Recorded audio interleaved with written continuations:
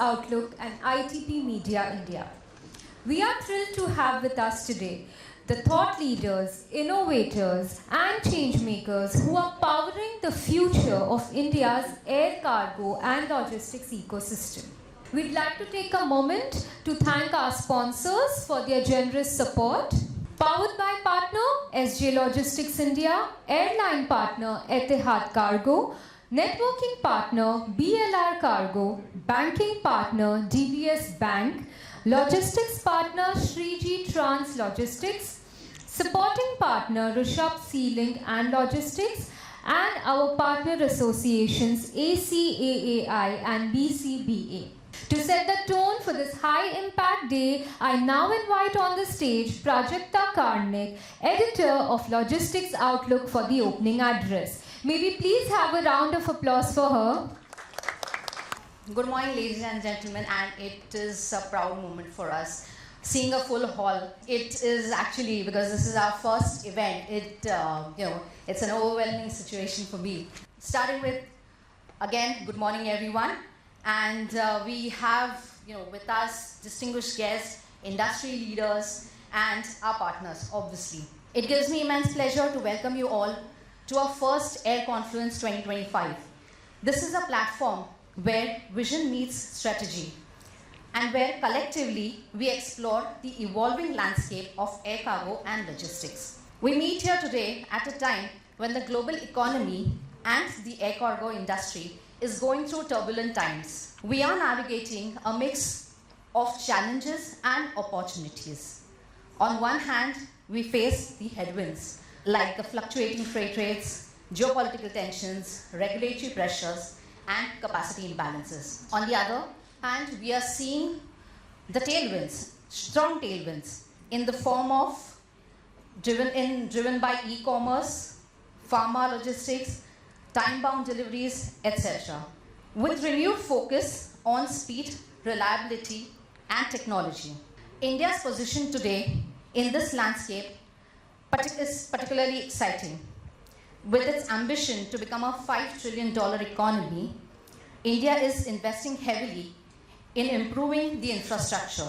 The emergence of new airports, especially the Navi Mumbai airport. The country is not just participating in global logistics, it is preparing to lead the world. Air cargo will be the center of this growth. Whether it's delivering medicines across borders, fresh produce from farms to cities, high-value electronics from factories to the world. Today, India, we are shaping how the growth happens smartly, sustainably, and inclusively. At Air Confluence 2025, we have curated a powerful conversation that reflects the pulse of the industry. We are having two sessions, power-packed sessions that will give a vision to the industry. Our first panel will tackle turbulence ahead, how we overcome challenges like policy bottlenecks, cost pressures, and operational hurdles. The second session, Skybound Synergy. It will focus on innovation from real-time tracking and automation to how pharma and e-commerce logistics are driving digital transformation. These discussions aren't just knowledge-sharing exercises. They're designed to spark new thinking, because the future of air cargo is not something we are waiting for. It's something that we are building. Thank you, and let's get started. Thank you, Prajakta, for setting the tone of the conference. I would now like to call upon stage Mr. Rahul Sequeira, Managing Director, ITP Media India, for the welcome address. May we please have you on stage. Can we have a round of applause for our Managing Director? Well, thank you, everyone. It's so great to see a full packed audience. Logistics is a very interesting sector. When we were conceptualizing and thinking about this property, we had conversations with Fletcher, I think during Holi, and we had conversations with Giri as well from Etihad Airways, and of course there is so many conversations that we can have about policies and freight rates, and hopefully we can cover some of these at these conferences. At ITP, we always focus on building meaningful conversations and creating value for our readers, whether it is on print, digital, podcasts which have been a great success, and a lot of y'all have been on it, as well as creating value propositions to conferences like this. We basically try to get in influential speakers. So right now we have people from the airport authorities, we have people from the airlines, we have key opinion leaders in freight forwarders, as well as policy makers. Our objective is to create valuable conversations, and we always look at creating collaborative conversations. So today I welcome you all to have great dialogue and collaborate with our speakers, and let's look at a wonderful event. ITP, we run 9 publications in the B2B segment, right from design, hospitality, construction, and of course logistics and manufacturing. So I just want to play a bit of our AV. Hopefully it's not too long and we can have a wonderful evening. Thank you so much.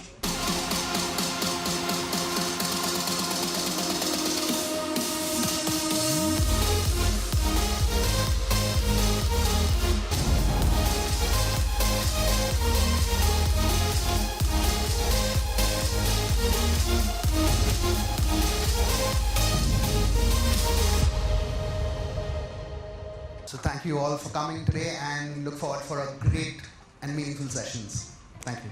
So moving on to our next segment, our keynote today comes from a dynamic leader who has played a pivotal role in redefining India's air cargo strategy.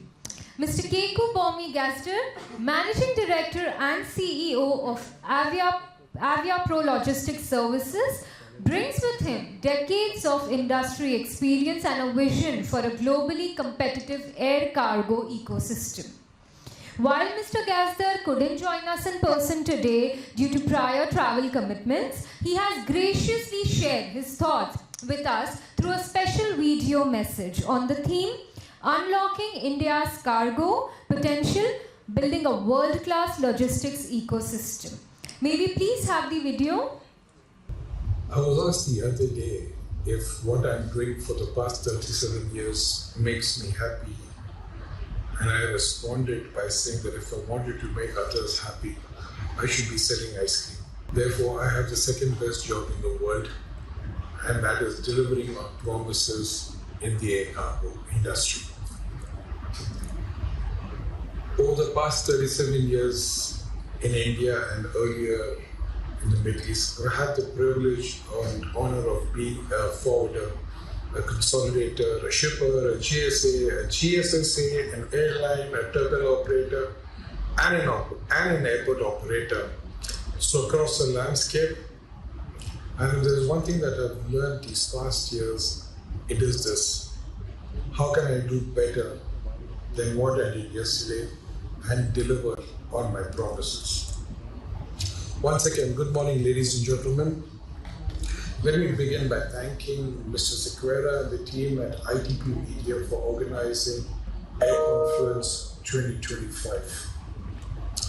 It's my pleasure to speak about a subject that sits at the heart of India's economic transformation, unlocking the full potential of India's air cargo sector and building a world-class logistic ecosystem. So, as we aspire to become a $5 trillion economy, seamless logistics is no more a luxury. It's a necessity. And air cargo in particular is a bloodstream of modern trade, essential for high-value, time-sensitive sectors like pharmaceutical, electronics, and e-commerce.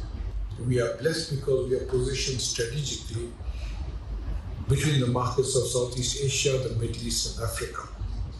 We have a growing economy, a booming e-commerce sector, a strong manufacturing base, and we have initiatives like the Make in India and PLI schemes to support them. Now, if you look globally, countries like Germany, Singapore, and the UAE have leveraged world-class logistics hubs to become trade powerhouses. India, ladies and gentlemen, has the potential to do the same. Air cargo is not just about freight. It's about enabling global trade, supporting exports, connecting farmers, and fueling economic development. with the right infrastructure, policy direction, technology and industry collaboration, we can transform India's air cargo sector into a global powerhouse. Although we've come a long way, there are still inefficiencies in customs clearance, foreign infrastructure, and a serious lack of multimodal integration. These challenges result in longer dwell times, higher logistics costs, and mixed export opportunities. This year, India remains on track to be the fastest growing economy at 6.8%. That's this year. By 2027, we expect to be the third largest economy on the robust expansion of economic activity and on the back of being the consumption capital of the world. By 2030, exports from India will be $2 trillion and about 1 trillion export cargo will be there with a CAGR of between 11 to 12%. By 2047, when India becomes 100 years, we will be a $33 trillion economy with a 25% share in exports. I want this to be one of the key points on which we should start deliberating. It's not about now, not about the next 5 years, but for the next 20 to 22 years, are we going to be ready? Now let's dive into the air cargo industry in light of what I have mentioned on the global economic indicators. We are the third largest aviation market in the world. We are ranked 6th in the total air cargo market, 3rd in domestic, 12th in international. As the Honorable Prime Minister recently mentioned, we are to reach 10 million metric tons of cargo by 2030. Full stop. We have to get there. The air cargo measured in ATKs, in 23, that's the last data I have, there's probably fresh data out, still growing at about 11.3% year on year. Now, if we look at the global air freight market, which is valued at $278.43 billion just last year, India contributed just $13.08 billion, which means that our global share in the air freight market is just 4.70%. Now, in India, the modal share of air accounted for is less than 5% of India's total freight. Road is the largest at 71, followed by rail, which is 17.5% of the total volume, and shipping is the balance at 6.5%. The logistics sector allows for between 8 and 20% of the country's GDP. Okay? And if I look at the logistics market, just the logistics market, this is a massive number, growing between 10 to 12% year on year. This probably gives you an idea as to why I am extremely bullish on the Indian air cargo market, as perhaps a lot of you in this audience will be today. Let's not forget a few points. We are a production economy. Whenever we compare ourselves to economies in the East or the West, let's remember, not all of them are production economies. We are fortunate and blessed to be one of them. We have a very strong domestic market. We have a reasonably strong export market, and we also have a transshipment market, which is an additional business to us.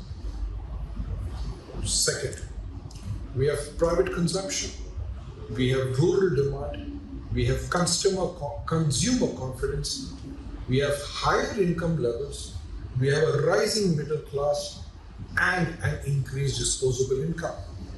A lot of people always talk about costs. So I said, let me bring that to the table. Okay, so the average transportation cost by air is 4 to 6x the cost of an ocean freight. But what do we offer in return? Secure handling, speed, geographic flexibility, and most important, we help in reduced inventory carrying costs, and we help in reducing the warehouse cost. Look at the infrastructure that has been made available, continues to be made there by the government, and kudos to them for bringing this right. You've got investments in airport capacity. You've got world-class terminals. You've got a directive of Make in India, the UDAN 5.0, the Krishi UDAN 2.0, the regional connectivity, the international expansion. These all are the key drivers towards economic and every growth. I want to touch upon two other points for the benefit of this gathering today, and probably you'd like to deliberate this as part of your two panels.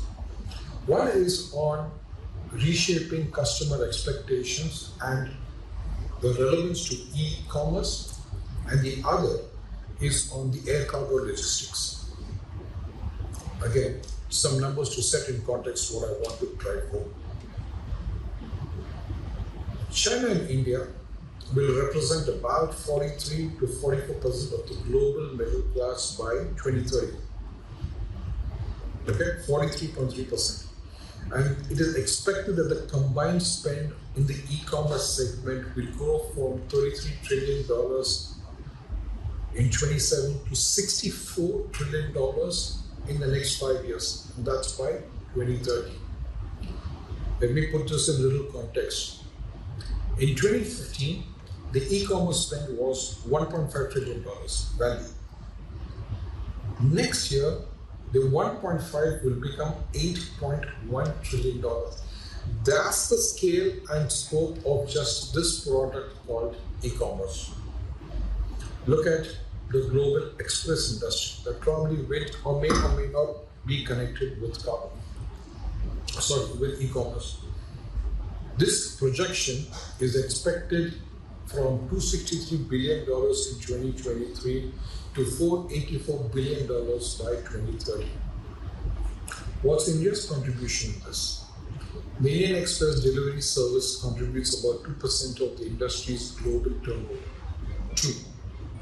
But its CAGR grew by 15.8% from $1.71 billion in 2012 to $5.5 billion in 2020. How did we do? 1. Economic growth. For the lack of time, I'm not going to go through the numbers again. I told you what the numbers are already.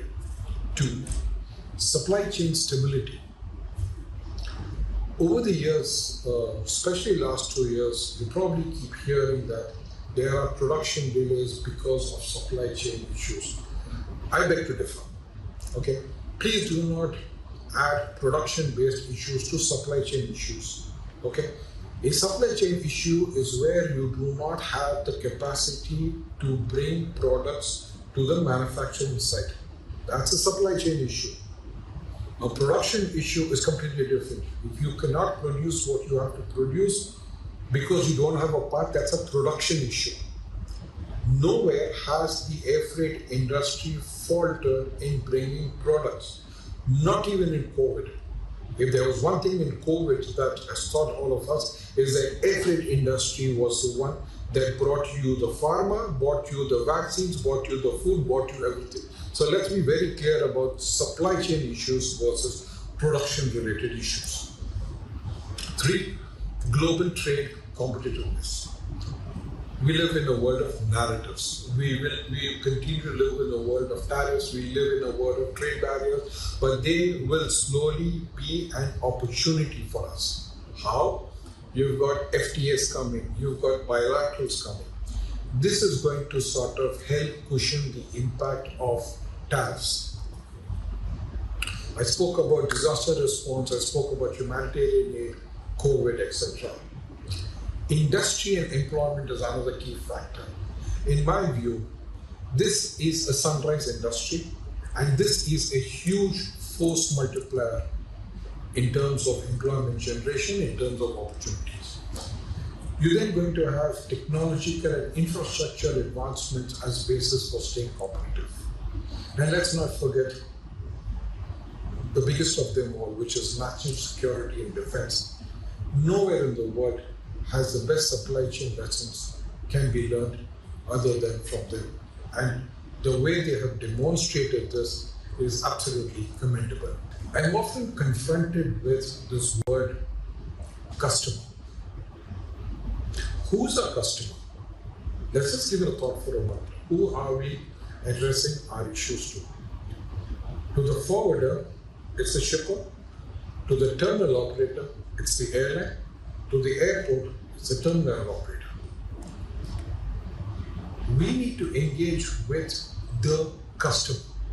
In whatever field we are airport operators, terminal operators, forwarders, agents, CHFs, whoever we have a customer, okay?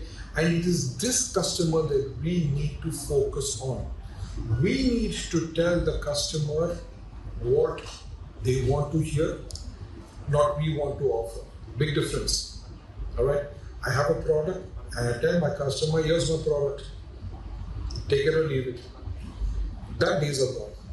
Today's customer is, I have this problem, I have this issue, you solve it. That's going to be what the customer wants as we move forward. How are we going to do this? And this is my take in the next couple of minutes before I wrap up. This is what my take is going to be on where air cargo logistics is going to grow with the help of artificial intelligence, machine learning, the IoTs, blockchain, 3D printing, sustainability, cloud-based data management, data by itself, supply chain management, supply chain analytics, and digitization. We have to get ourselves ready for a paper-free industry, or as what I call it in Hindi, Kagaz Mukt Cargo. We don't need to carry paper. We are an IT-enabled industry. We talk about the world of IT. End of cargo. End of paper. We need to extend flight from India to flight from India and flight via India. What do I mean? More transshipment.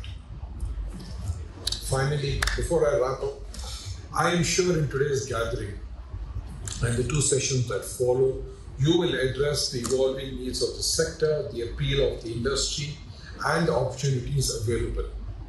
What's not going to change, okay, is cheap, fast, and now. That's going to remain. Let's work together to make India not just a logistics-ready nation, but a logistics leader nation. I want to once again thank everybody for the opportunity, for having the patience to listen to me, and I want to wish this event every success and hope to have some very constructive takeaways shared post this event. Jai Hind, and thank you very much. Thank you so much. Thank you to our keynote, Mr. Gasser, for that insightful address highlighting India's immense potential and the path forward. And as we move forward to our next segment, I would now like to invite on stage Mr. Shashwat Sarda, Senior Vice President and Head Treasury Sales, DBS Bank, for a quick partner presentation. Let's hear how financial innovation is helping fuel logistics growth. May we please have you on stage, sir? Okay, good morning everyone. I think I was particularly impressed by Mr. Kasdar's attention to data, and it's pretty exciting. I think the industry has a great scope ahead, and hence we are very excited to be able to address the esteemed audience here.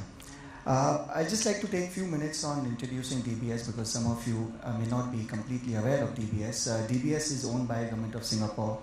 We've been in the country for almost 30 years now. And, being in Singapore, Mr. Gazar mentioned the three key countries which are trade leaders, Singapore being one of them. So therefore, I think, DBS from a logistics sector is well positioned to kind of service the needs and understand the needs of the logistics sector in the country.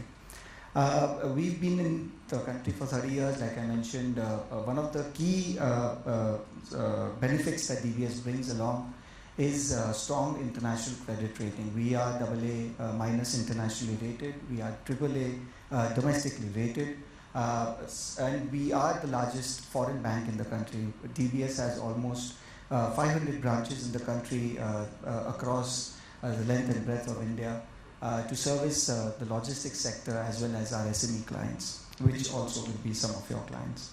Overall, we have about 41,000 corporate customers and about 3.4 million retail customers.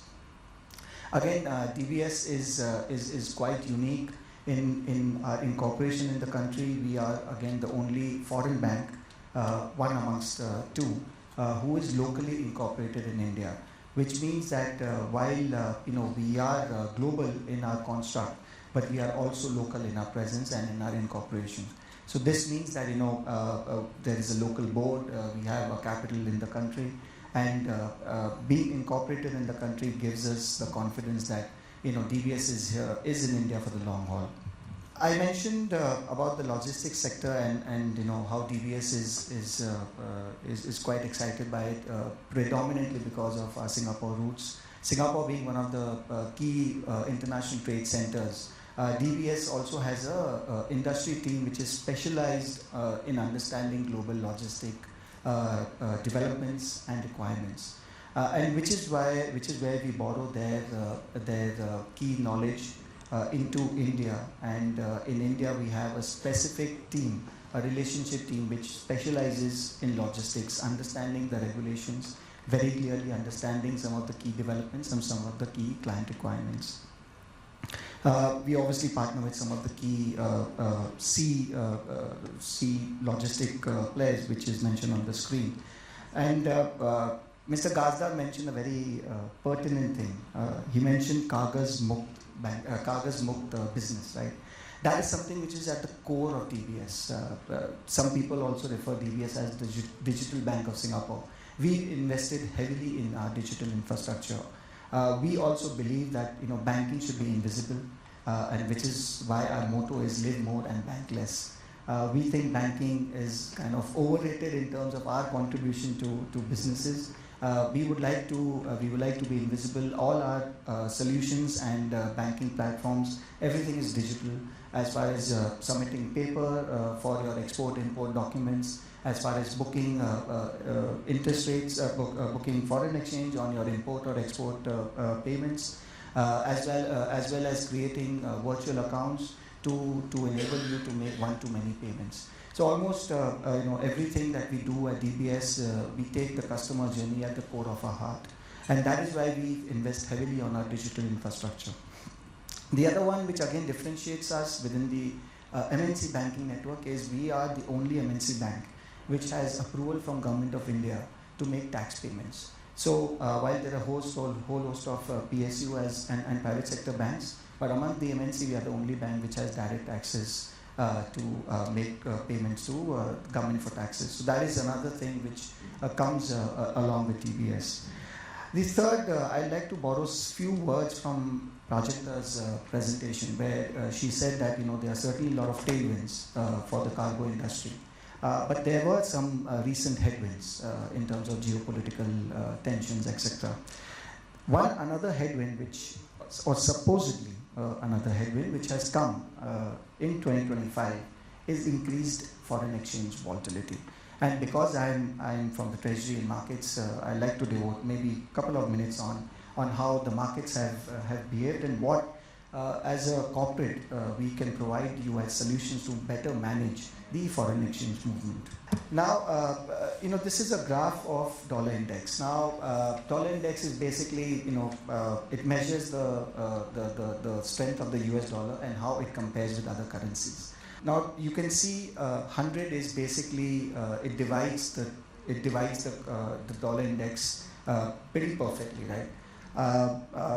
In post-COVID, when the global growth was emerging back again, US was at the forefront of global growth. US Fed was also at the forefront of increasing interest rates. That really added fillip to the dollar index, and we could see dollar strengthening against the euro, JPY, GBP, and also against rupee. So post-COVID 2022, you would see the dollar index almost hovering above 100. Come 2025 and post Mr. Trump's election, it's a new world which has come in terms of tariff, in terms of policy changes, in terms of people's lower belief in the constitutional independence of some of the institutions there, like the US Fed. And therefore, we have seen the dollar index actually pull back quite sharply. And we as a bank, our house Our house view is that we will see a weaker dollar as we move along, and therefore a slightly stronger rupee. I'm not saying we will have a much stronger rupee, but generally the depreciation that we have seen in the rupee over the last few years, that may not play out going forward.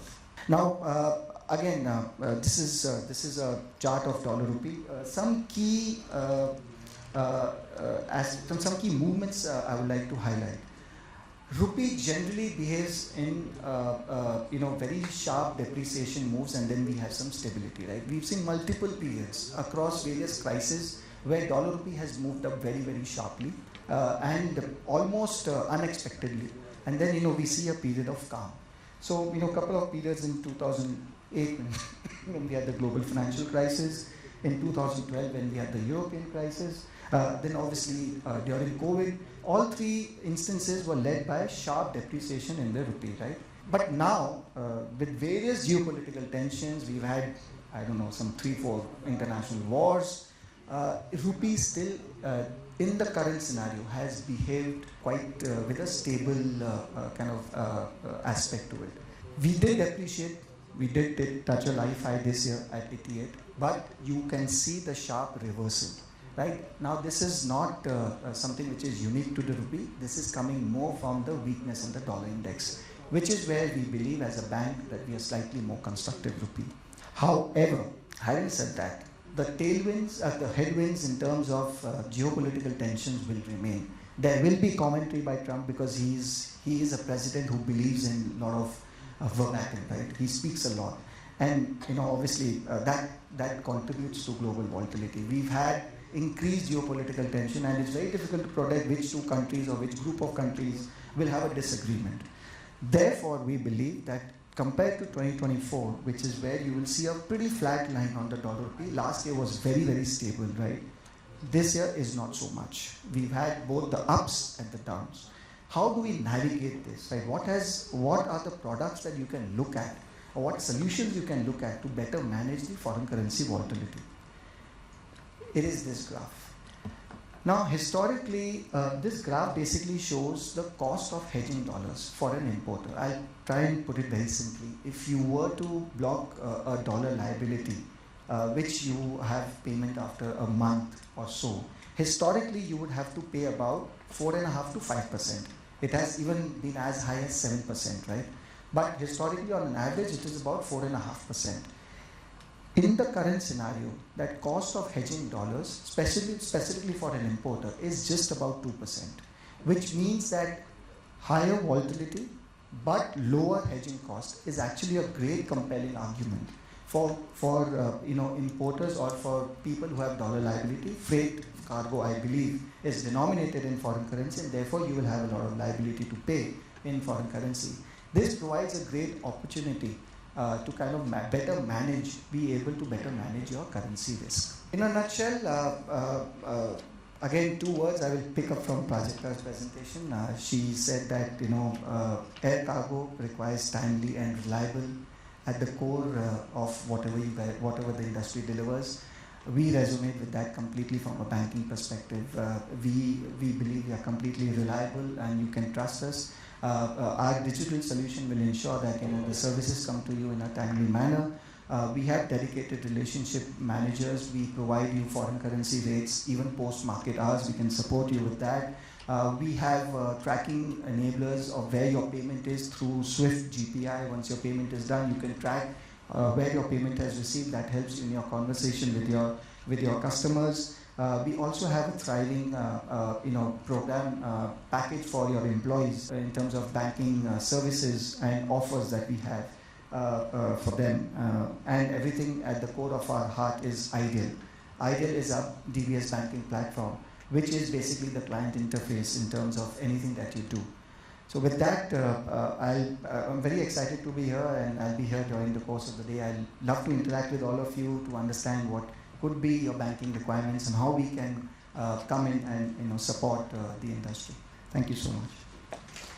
We are coming up with the first panel of the morning, and this Power Pack panel is going to have a discussion about turbulence ahead, overcoming challenges in the air cargo industry. So the air cargo sector is weathering a storm of global headwinds, from compliance complexities to freight volatility. This session will bring together top minds to explore how to navigate through uncertainty with resilience and strategy. So to begin this session, I'd like to first welcome on stage our moderator, Mr. Fletcher Samuel, Assistant General Manager, Cargo Business from Bangalore International Airport. Sir, may we please have you on stage? May we please have a round of applause for him?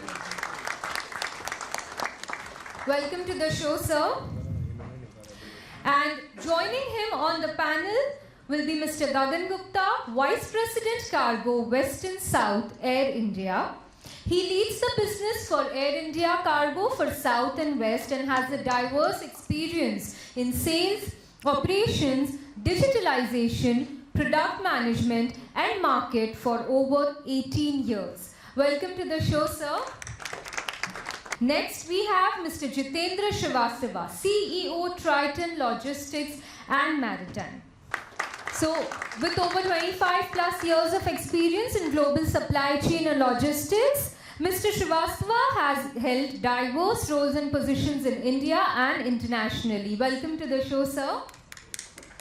Our next panelist is Ms. Hema Jayakumar, Vice President Corporate Affairs from Fine Organics.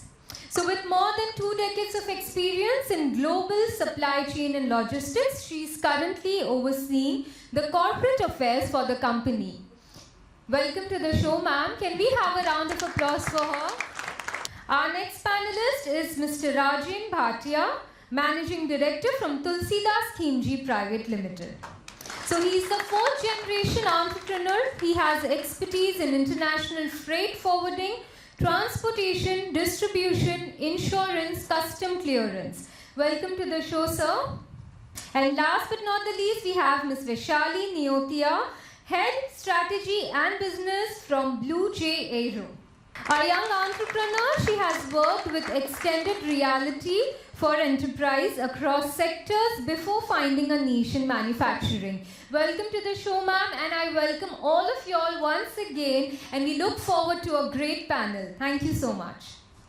Before we start, can we please have a big round of applause for the fantastic audience on the panel and all of you here. Right? They told us to expect turbulence in the industry, but we just didn't know it is going to be every day, the whole year around us. Ladies and gentlemen, this isn't the kind of, what I said that, this isn't the kind of the turbulence what we're really expecting, what usually the captain announced in the flight. But this is the kind of the turbulence that keeps the head of supply chains, awake all night and putting all the precision work in terms of planning to guessworks. Thank you all of you for joining us, for a very insightful session today. And for a very timely discussion, which is talking about the current headwinds which the industry is facing. While today we are operating in a highly volatile, environment, we are evolving, we are working through evolving regulatory frameworks, unpredictable freight dynamics, and geopolitical pressure. Second, at the same time, the demand for the speed, the compliances, and the cost efficiency has also, under high demand. And it has never been, greater than what it is today. The objective for today's panel is to unpack challenges and explore how the different parts of the cargo value chain, starting from airlines to forwarders to integrators, to every other stakeholder into the ecosystems, are building a resilience and navigating through these such changes. So, before I go and before I start with the questions to my respective panelists, let's try to, understand, what are the turbulence that we're all talking about, what is currently lying ahead, right? Trust me, it is more than just the bumpy air, right? The first one is, the geopolitical, or I should call it as a GPS failure, right? Few years before, we used to plan trade lanes with precision. How are we planning it today? Today we are all planning it with Google Maps, a prayer, and a geopolitical update on a daily basis, right? 1 week it's Red Sea. On some day somebody is banning exports from the country to their respective countries, right? So it's like playing a logistics roulette every day. Second is a capacity math, which doesn't really answer. Right from the perspective, the freighters are full, bellies are limited, and the demand is very moody. It's like, trying to book a concert ticket like a Taylor Swift concert ticket, but a cargo perspective, the air cargo perspective. Expect here, instead of fans, you have lithium batteries and the frozen vaccines, which is all struggling for its own space and capacity. Third is the chaotic cousin to the stock market. Any guesses? It's our freight rates. So it's up, down, sideways. Freight rates now have more mood swings than anyone else, right? And it's just when someone who quotes to his customer, the market shifts and makes your quote looks like it was from the early 2000s. Digitalization dreams, a manual nightmare. We're all talking about AI, blockchains, digital corridors, but half the industry is still running on WhatsApp groups and Excel sheets, isn't it? We say paperless, but printers are still doing overtime in the cargo terminals or at the airports. Right? Green cargo, an expensive dream.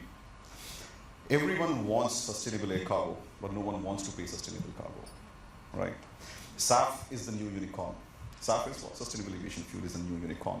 It is rare, it is magical, but it is made of coal and optimism. Right?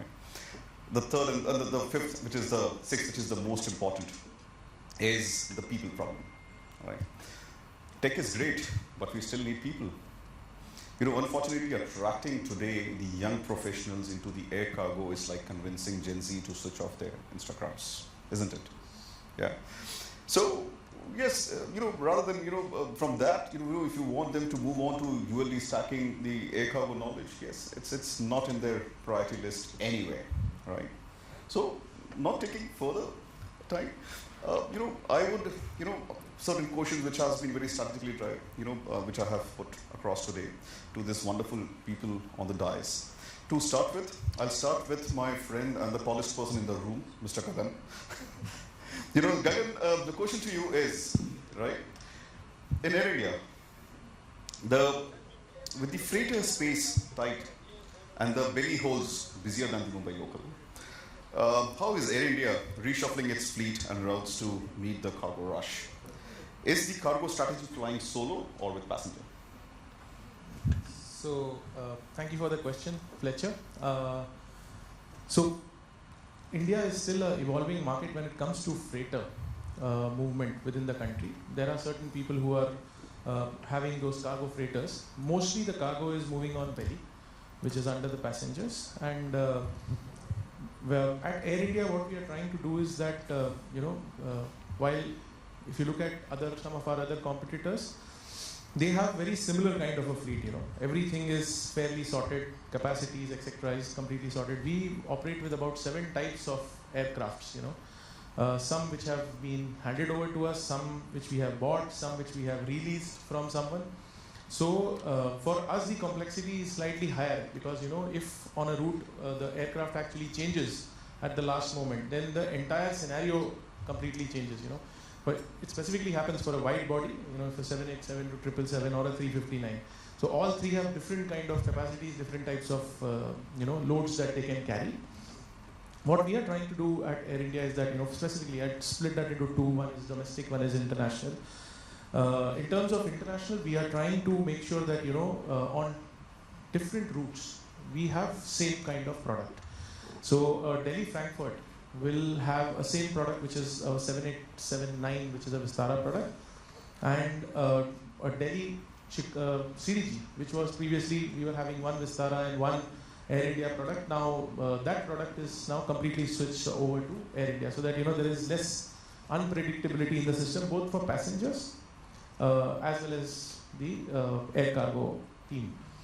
Second thing is on the domestic routes. I don't know if all of you have flown Air India recently, but if you see that all metro to metro routes are now the tails which we have got from Vistara, and metro to non-metro is the tails where we are moving the Air India fleet. So we want to stabilize the product in such a way that both the passenger experience and the cargo experience doesn't change too much. The third point is that Air India is a 50, almost I would say since the time we took over, now I think we have about 13,500 flying staff, and we have 11,500 non-flying staff. Now that is quite big for any airline, 11,500 people in non-flying staff, out of which in cargo we have 300 plus people on Air India roles, and we have an extended family of GHAs, AISATs, whatever you may want to call it, of about 2,000 people more in India. So what we realized is that many of these people were not talking to each other, whether it is in person or on digital means. We are trying to make sure that all the teams are now talking to each other. The communication is much more seamless, so that we operate at a ground time of 32 minutes in India. Somebody else operates at 22 minutes. We are trying to bring it down so that the cargo communication is also much better between different teams all put together. Just some facts that I wanted to put is that the capacity utilization from when we took over and where we are sitting today has jumped from 72% to about 83%. In seasonal times, it is 92%. So the most unpredictability for an air cargo team is when the passengers come suddenly, or they arrive suddenly, and secondly is if they don't arrive. Then also the situation is a problem, because then the load and trim completely goes off the hook, and then we have to again do the load and trim at D-60 and make sure that the cargo goes. Then we have to define what is critical cargo, what is non-critical, high revenue, low revenue. These decisions in 59 minutes is too difficult to make. So we have to go for a lot of digitalization in this. We are still on that journey. I would say we are 30% there. Second thing is that, as Air India, we have decided to convert all of our narrow body fleets into 3-class configuration, which is business, right, premium economy and economy. That is expected to get completed by end of December for all the planes that we have in narrow body. Now, while it creates a better experience for the passengers, you get chances to upgrade. You have loyalty programs with Air India, and you every 5 flights typically, if you buy Air India, you get upgraded. This is a secret. I don't tell it out to people, but approximately every 5 flights. So now what happens here is that on certain lanes we realize that when the premium economy or business is not sold, then the CG of the plane shifts towards the tail, and the cargo loss in such cases is it changes from 3 ton to 500 kgs. So suddenly whatever is planned on the plane will get offloaded. So we are working internally with revenue management to see that how we can fill the front cabin, either by charging money or by giving it on the basis of loyalty that people are having with Air India. But we are trying to ensure that all of those 8 plus 24 or 8 plus 18 seats are completely filled out. Then our payloads significantly improve. Bangalore is one of the locations where we are facing the major problem right now. The third thing is, the monitoring of the ground handling agents, whether it is AISATs or SATs otherwise, or WFS, etc., has been it's like a relationship between cousin brothers, So you are related, you don't, but you have that kind of a Chinese wall between you. And we have never imposed any reward or penalty for them. But now that, I have moved into a different role in Air India, so what we are trying to do is that we are trying to create a reward for higher upliftment and make sure that, we are pushing air cargo to the higher limits, because our planes are still on the way. We are facing major delays in equipment. So we have to optimize, improve our efficiencies. And the last point is that, the load and trim, how it was done 10 years back and now the way it is done right now, every system is now talking to each other. The passenger system is talking to the load and trim, the fuel system is talking to load and trim, the cargo system is talking to load and trim. So the data is now created in a much more scientific way, which was previously the load and trimmers used to be the gods who will decide how the plane will fly ahead, and the efficiency was not 100% in that case. So these are some of the things which we are trying to do to improve our efficiencies and work with the agents as well to improve the cargo capacities.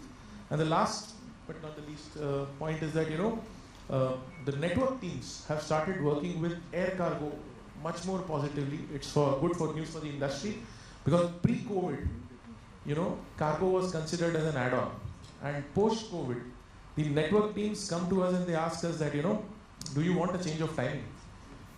So recently I was talking, so Bangalore to Delhi, we added 3 more wide bodies, right? In the evening. That was only done for coriander.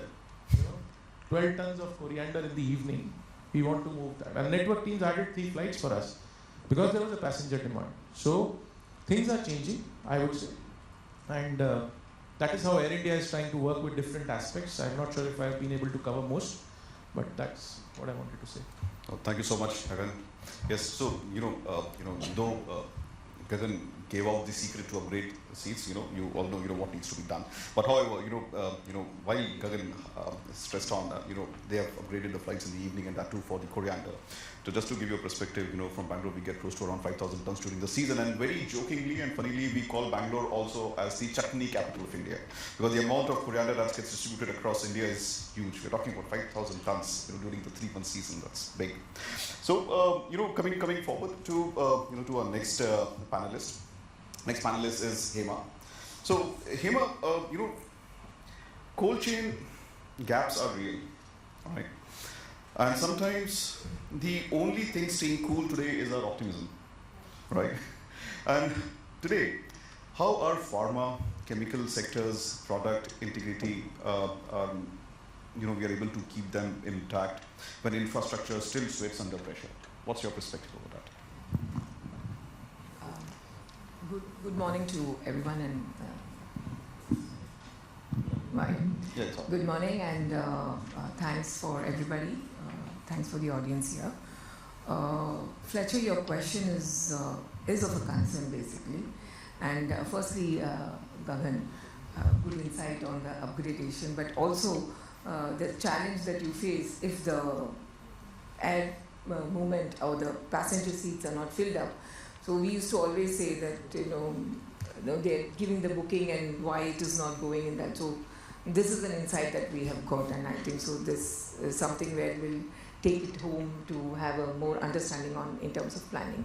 Now coming to the cold chain, the temperature control logistics basically there are some concern in that, because even if a brief lapse in the temperature will compromise on the product integrity. India's cold chain backbone is improving, but it is still patchy where the Tier 3 and the Tier 2 cities are concerned. So where pharma or chemical products are concerned, the need of the hour is getting more cold storage facility which has better handling, which has better infrastructure. So that emphasis is still there. It is yet to come up. There is a lot of work that is done, but we need more such kind of cold storage facilities. So in terms of solutions, we can look into the IoT-based temperature monitoring systems. We can partner with good specialized cold storage providers. We can look at packaging solutions rather than going for cold storage.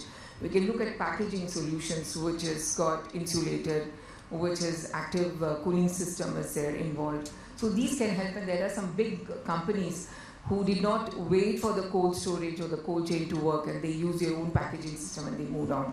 But then this is something which everybody needs to understand and work out on those, because space is also a constraint, so we need to really work on a different creative means of how we can handle the cold storage or cold products.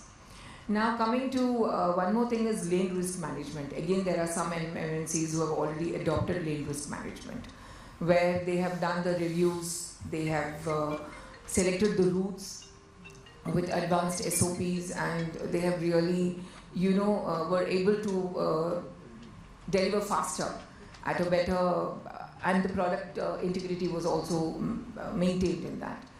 We have got the CIV certification, which I was speaking with Fletcher in the morning. I know it's a cost, but somewhere if that cost can be brought down, if everybody could come into the certification, if all the partners on the ecosystems will come, it will really give a lot of boost for the Indian pharma and the chemical products. We are also looking at a lot of shared infra model, or have a government-private collaboration under the Gati Shakti. So that will also help a lot in moving the needle. Currently, what is happening is that ecosystem or the risk mapping is still not fully done or understood by the industry, where the risk mapping, if it is proactively done and the proactive intervention is done, I think so we can solve a lot of things in terms of coaching. Where the challenges are there are infrastructure challenges currently, and like Gagan happened to talk about belly cargo. So India doesn't have a freighter, a dedicated freighter for such kind of sensitive or temperature controlled cargoes. So if India can build in, it's something which India can support the trade and the industry, and it would be a kind of an innovation for India also, where we can, achieve the goal or the ideas and the vision of what our Prime Minister is talking about India. And I think so Mr. Gatswell happened to say in the morning about 10 million capacity. I think so there are a lot of things that we can work out in terms of bringing in freighters, just freighters.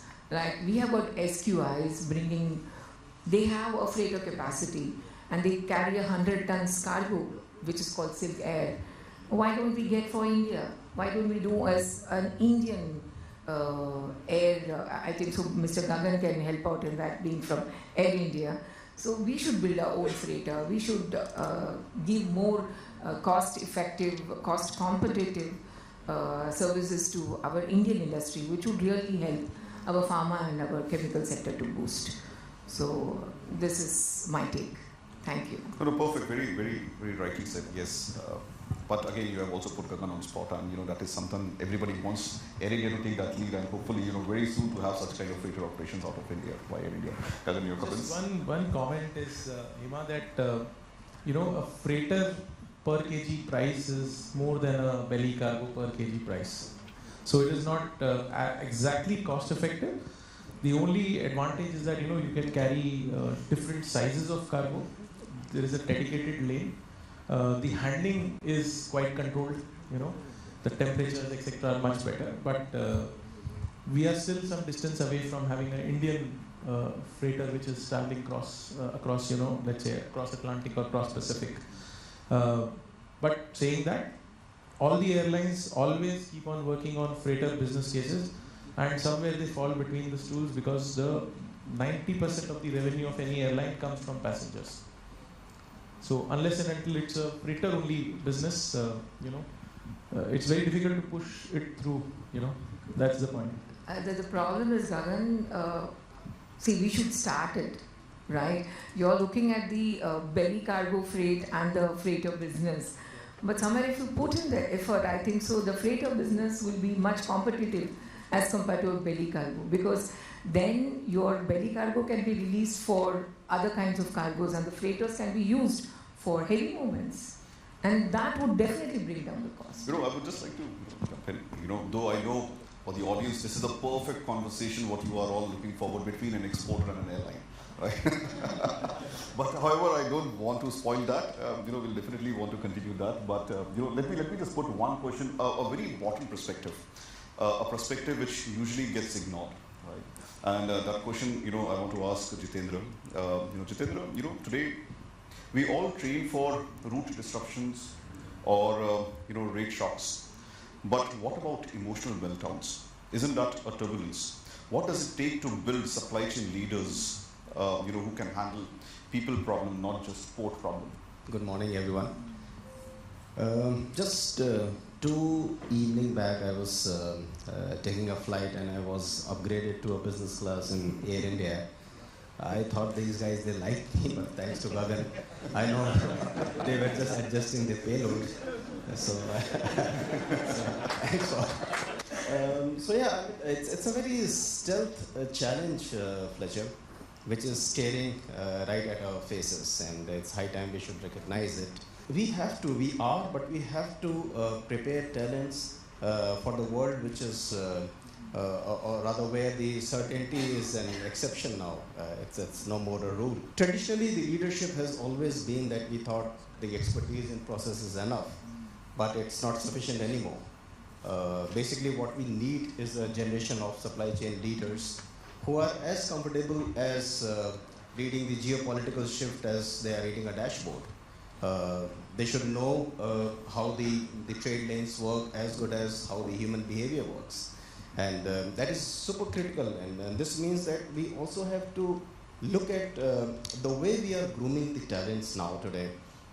And this has to be done not through those outdated classroom methods probably, but through a very immersive exposure, to real challenges, to some unfiltered conversations with the decision makers, and I would say across sectoral fluency, and this is very much required today.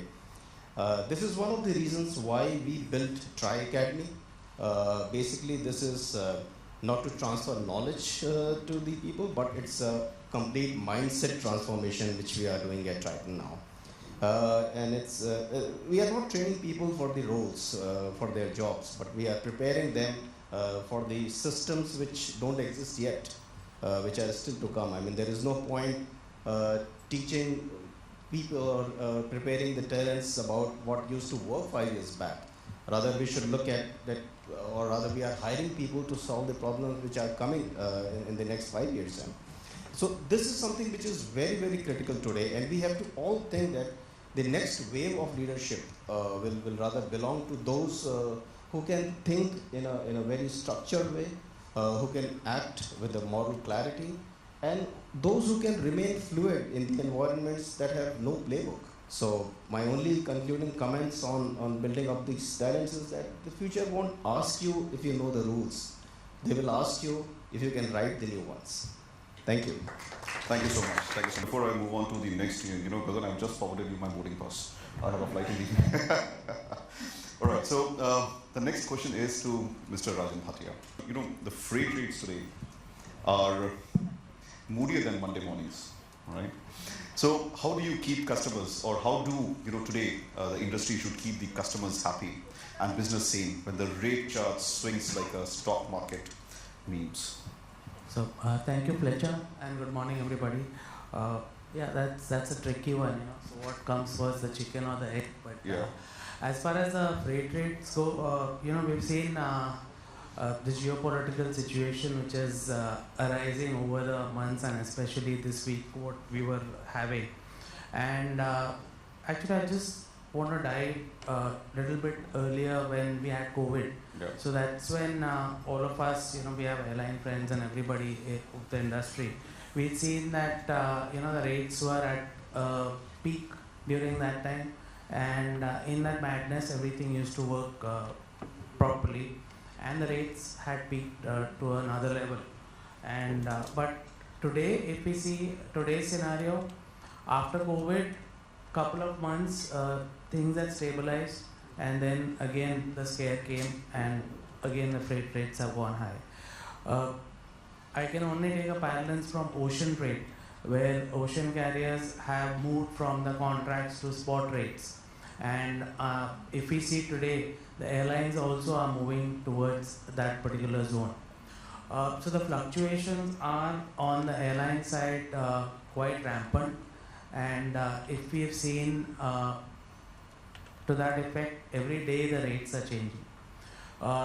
So what can we do on that particular aspect? I think negotiate long-term contracts. It's what can be done. Talking to our clients and see their pipeline, because normally the visibility from the client's end is not that great for the intermediaries like us. And I think our planning would have to be done for 6 months to a year now, the way we are seeing things. We also spoke about freighters, but we are aware there are a couple of airlines, Qatar being the highest or the biggest freighter operator in India. Air India is also having freighter loads, but there is not enough capacity. And I would also like to say that there are also infrastructure bottlenecks. So if today, let's say 10 freighters were to land, whether do we have the capacity at the airports, at the terminals to handle that cargo. I believe it's wanting in that particular area as well. So on that thing, I would just like to say is more planning will have to be done because today in the fluctuating market which we are in, it's totally volatile, and to commit, I don't think even the clients would be in a position, Hema ma'am is here, so whether clients also would be able to commit to those volumes for the long term for somebody like Air India or anybody to get the freighters, because there are freighter capacity available in the market in the world where a leased aircraft can come in.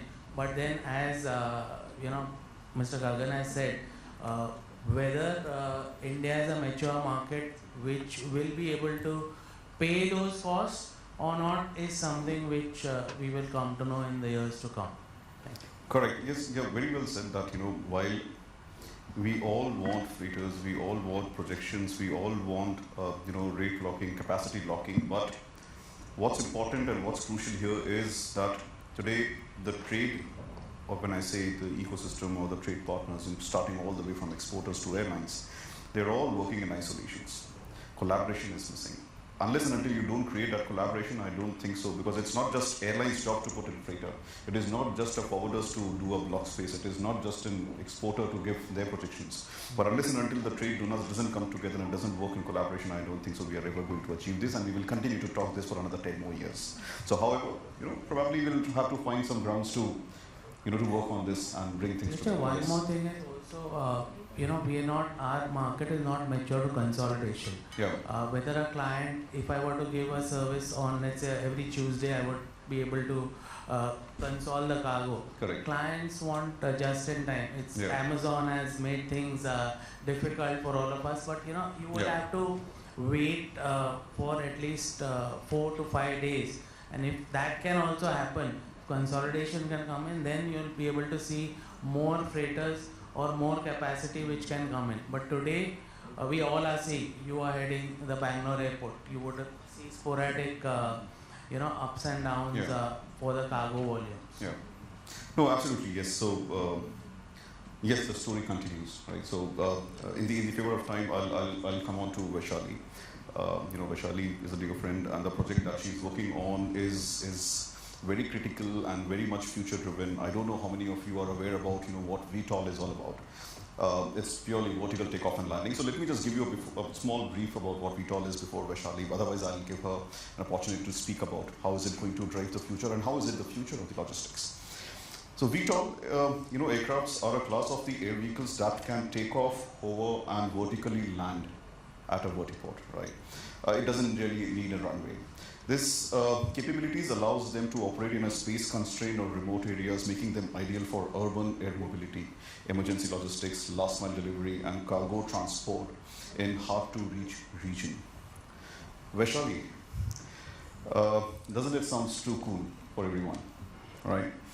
But can they lift more than the hype, right? Are we ready for the drone fuel future, or still stuck in Excel?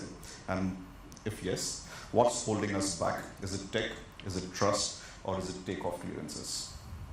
No, but so just setting context. Blue Jay Aero, at Blue Jay Aero, we're experienced, and our expertise is in building, designing, developing, and manufacturing vertical takeoff landing aircraft, like Fletcher said. These are fully autonomous and hydrogen electric / electric propelled, which essentially means they are pilotless, zero-emission mini helicopters. And as Fletcher said, they can pretty much take off and land anywhere with a small footprint, about 6 meters by 6 meters, which is relatively small even compared to a typical helicopter. And and of course, it sounds very cool, it sounds very futuristic, but I'd like to tell you, essentially, these are nothing but large drones. And in fact, in this country, and what we are building, we're certifying them as drones. Because very uniquely, India and the Director General of Civil Aviation classifies drones as any aircraft, vertical takeoff landing aircraft, up to 500 kgs of all-up weight, which is quite unique globally. And Blue Jay aircraft are slightly less than 500 kg, so we fall in that category. So we certify as a drone. And and of course, at the beginning of this entire conversation, Keku sir talked about the advantages of air cargo as a whole. He talked about the speed, he talked about secure handling, geographic expansion, etc. I'd just like to double click on some of those and also mention where VTOL can add further value to air cargo. One, of course, is in terms of geographical access or reach. Currently, same-day delivery, apart from metros and maybe some tier 1 cities, it's pretty much unheard of. We heard 5-6 days, or the more remote you go, the more time it takes. Broken supply chains, like Hema ma'am was talking about. These are some things that vertical takeoff landing aircraft, for example, can immediately solve. And now remote areas, tier 2, tier 3, tier 4 places can have, we can enable next day delivery and same day delivery for places that currently, that's not possible. Because, our aircraft, we don't need runways and necessarily, of course, vertiports would be great, but other than that, we can land anywhere in the warehouse compound of, freighters and companies. So the idea here is that that's something that, VTOL can immediately solve for, right? Broken supply chains, and as Hema ma'am talked about with the cold chain piece, maybe some aspect of a dedicated service for that. We can dedicate the entire aircraft for specifically, cold chain deliveries, right? From place A to place B constantly. And because these are pilotless, there's very high uptime. So this is again something very practical, very tangible that this can immediately solve for. And last but not the least, I think the biggest advantage that VTOL aircraft as a multimodal option for the air cargo industry can offer is on-demand deliveries. You don't need to depend on scheduled aircraft deliveries between point A to point B. We can run this any number of times. Schedule hops every hour or so, because this aircraft typically would go, the larger ones we are building up to 500 kgs can go about 220 kilometers per hour. So it can cover the entire distance from, say, Hyderabad to Warangal, Bombay to Pune in about, less than 90 minutes or maybe an hour or so. So the idea is that this on-demand piece again can enable not just the first two also that I talked about, the supply chain, broken supply chain addressal, or access to same-day deliveries for areas where it's not already there. But this can really change the game in terms of, sort of like a cascading advantageous effect across the board. Your inventory management, your deliveries to customers, your ability to be able to expand commodity types that you can now deliver. These are advantages that this kind of aircraft can now bring. And and of course it sounds really cool, but we've already flown our first prototype. We've demonstrated it at Bharat Mobility Expo earlier this year. We've demonstrated the aircraft being able to take off, land, hover, fly. Next month we'll be ready with another prototype aircraft which can carry about 50 kgs of payload and travel about 10-15 minutes, which basically covers about 15 kilometers distance. So we'll be able to show that. So that's happening next month. And all of these, whatever I've talked about, it's not just unique to my company. Globally, we are seeing so much already happening in this space. In the US, of course, smaller drones in the last mile segment, Amazon, Google, UPS, DHL, Zipline, they're all already doing last mile deliveries using drones. Our neighbor China is already transporting passengers in these kind of pilotless aircraft. Of course, we hope the DGCA will also take a leaf out of that book and expedite some of those things. But this is already happening. So I would just like to say that it's not so futuristic anymore. It's real, and we need more early adoption, from people in this room and this industry to be able to make this happen faster in India. Thank you, Rushabh. That's pretty interesting. But this is an audience question. This is not my question. I just got the sense that they would want to understand that, what segments? Is it pharma? Is it e-commerce? Or is it remote logistics? Who are willing to pay or could be an early adopter for speed synthesize? Yeah, I'd like to turn this back to the audience. Yeah. Considering all of you are from these spaces, how many of you are looking to adopt this? I've just talked about the benefits that it can create for these businesses. I think Kekusa mentioned how e-commerce is growing insanely. It's a market, and the middle class population, you look at tier 2, tier 3 cities, there's so much demand now. So, so we are amenable, our technology is there, and it's ready to start doing this. We need more sort of partners, more early adopters, and we see value in all the spaces that Fletcher talked about. pharma, of course, cold chain, perishables, e-commerce, absolutely, especially to tier 2, tier 3, remote regions.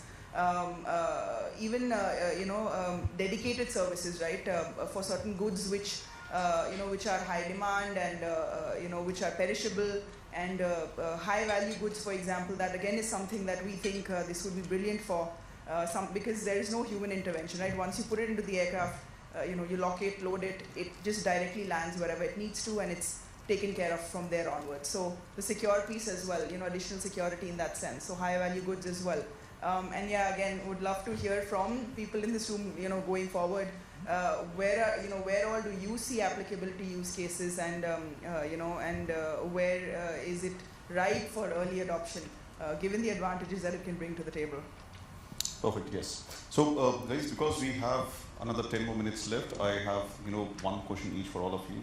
Request you to keep it short in 2 minutes, if you can just these planes, but they will spare some capacity for Emirates Sky Courier or Courier Express and move certain cargo in bulk, so that the retrieval and taking it to the warehouse is faster, with Dubai as a major base. So it's a good start, I would say. We have still not explored whether we want to go into that model, because we want to coexist in this system with the agents as well as shippers. And Emirates also, with this small start or the small size that they are starting with, it seems that they are only looking at cargo which is urgent, which comes at the last moment, because their acceptance is at 4 hours. At the incoming terminal it is 4 hours, and delivery is within 48 hours. First mile, last mile included. So we want to coexist. They are trying to take the business which is at the last moment, or the business which is on trucking routes within GCC as of now. So unless and until they approach and get into markets like US, China, India, Africa and Indonesia, while they do South Africa, but rest of the Africa is where the demand will be, or Latin for that matter. So it will still take some time to take off. It is announced in April 25, but there are no reported figures as of now that how good that business is doing. Another point is that what will be necessary for success of such a business is that you will need to use a lot of artificial intelligence to understand what is getting screened. So you will have thousands of items which have a certain shape, and they will be screened, and you will put it in your AI engine, and every time the screening feed comes to you, the system has to check that there is no contraband system, or there is no restricted item, there is no DG, there is no mobile phone, and it should flag off exceptions. So it will need AI plus support from customs to clear goods in 4 hours. So it needs transparency, trust, which, to be very frank, we still have some time to go in India, because from both the ends, the declaration, misdeclaration, etc. still continues, and that is why customs is strict. Some places they are clearing it quicker, because there's only a single type of product which is going. Let's say a perishable product from Kerala, there is single perishable product, so the clearance is faster there. But in places where there is courier, or the places which are more sensitive like Delhi, the checks are much more as of now. So we are still some way away, but we really have to see how the journey of Emirates goes. The good part is that they have been very transparent in what is documentation needed, what is exactly needed from the customer, and how will they get what kind of digital tools are available. So they have put it out very, very transparently, like an OpenAI. It can be a good model for us to start off whenever we think of it later on. Just download the template and it will work seamlessly. Perfect. That's a wonderful prospect that Air India is building for its door-to-door delivery services. So coming to Himanshu quickly, right? So a very popular word, right? Digital cargo. Doesn't it sound good? It sounds great, right? But from a shipper's seat, right? Is it actually useful, or just another buzzword for a shipper? Right? Just be honest. Is it still, what we call it as print, pay, and proceed? See, digitalization, DBS, right? There are a lot of strides done in digitalization in India. No wonder there has been a lot of connectivity. And Vaishali, good. It's very interesting.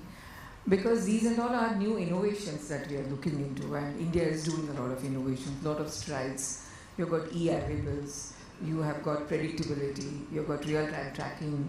Customs has become very digital, but the impact is still patchy. Why? Because the ecosystem, the complete ecosystem is not on the same page. Not everyone is speaking the same digital language. So it has to be the airline, the ground staff, the ground handler, the exporter, and including the customs. Everybody has to speak the digital language, which is not there.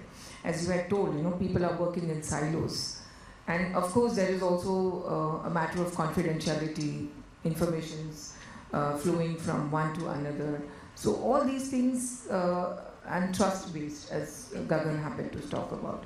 So everything, the mindset of India and the confidentiality of the information is one security which is required, which will bring everybody, the whole ecosystem, on one page, and if they speak as one, it will really support.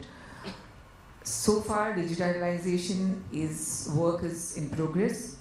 Execution is started, it is in the right direction, but it has to be more broader and deeper. So that's why when there is infrastructure bottleneck, the digitalization, collaboration, contingent centers for cold chains, like if there is a problem or the demand is heavy and there is no space, you should have contingency centers. So it will act as a support system.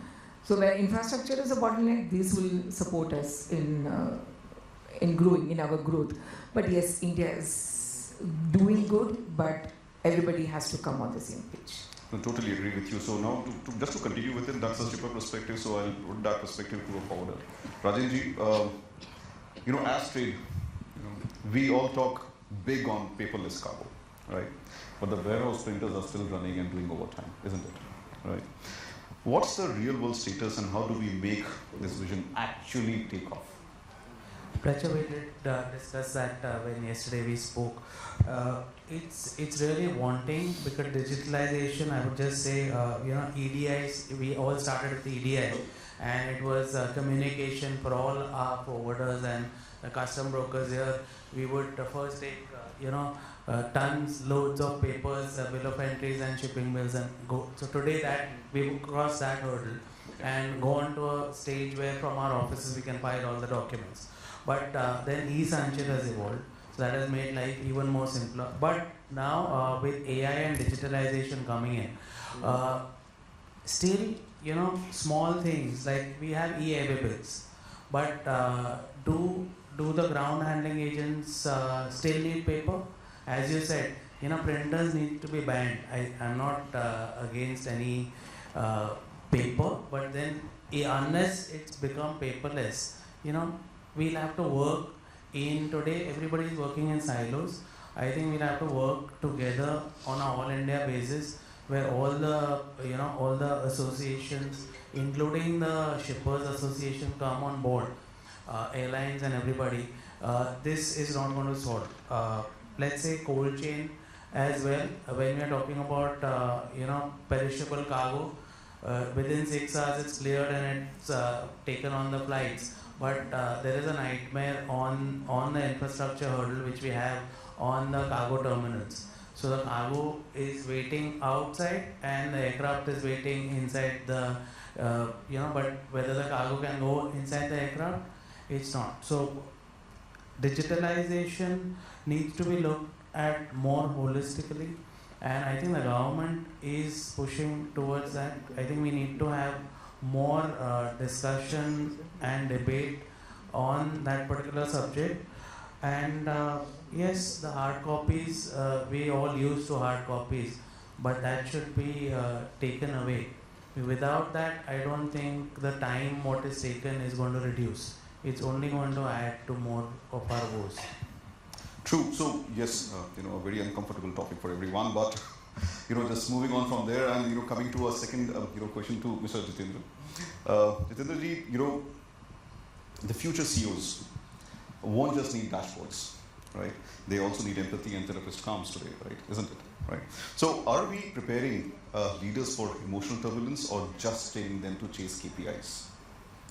Thanks, Lasha. We have all been talking about products and automation and AI and ML. We have invested a lot into making our supply chain faster, leaner, smarter. But one thing which we have been missing out is, or maybe not investing that much, is creating our people stronger.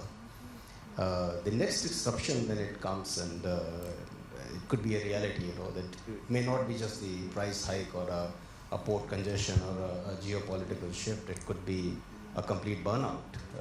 It could be a lack of identity. It could be a breakdown of trust. So if we are not preparing a team which is emotionally resilient, I would say we are not prepared. So today, one of the most critical things is that the leadership requires more, we still need execution, but it requires an emotional range. It requires a narrative clarity. It requires an ability to hold the ambiguity without a collapse. And these are not soft skills. These are strategic capabilities which you need to build up. And this is where we started at TriNext, which is not just to talk about cargo, but it is an open, real conversations around pressure, around the purpose, around the leadership that can endure all these turbulence which are coming up. And I would say the logistics industry as such will evolve only if the leaders are willing to evolve. And that means showing up into a room and be strong enough to enter the room as humans, into an area which we are never built to have these kind of vulnerability. So I would say that we have engineered everything except empathy, and maybe it's time we should do that. Thanks. Correct. Yes, I cannot agree anything more. That's wonderfully said. So to Vaishali, what we discussed earlier is that and from that to move from pilot projects to mainstream operations, right? The ecosystem needs to evolve, right?